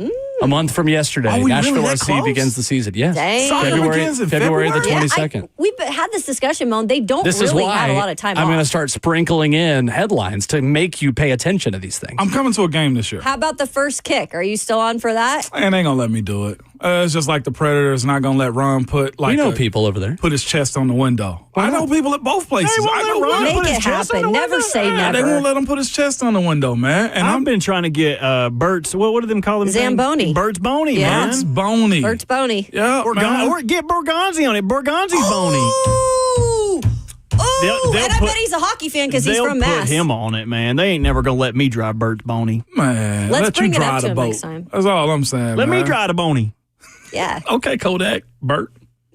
Man, I tried. Preds back in action tonight, speaking of, in San Jose against the Sharks. Shout out to team they just scored the touchdown against the other night. Going for 5 straight. No doubt about it. Shout out to my guy, Philip Forsberg, man. Yes. Good friend of mine. He is a good friend of yours. I'm trying to make that You guys are going to train with each other? I'm trying to make that connection right now. I can see that. Forsberg. What you got, Bert? I'd love to see you on skates. I think it was a great show, guys. Great show. Really good radio program this morning that has now come to an end. You can tell be buttoned up on the way out. You can tell the 4th hour. Be buttoned up on the way out. Tomorrow morning, we will have Brent Hubbs of All Quests. We will have Ron Slay of SEC Network. We'll have you. You'll be back. We know it. We'll see you then. That's how it goes, man. Your Twitter fingers and your mic and your playlist is always hot, baby.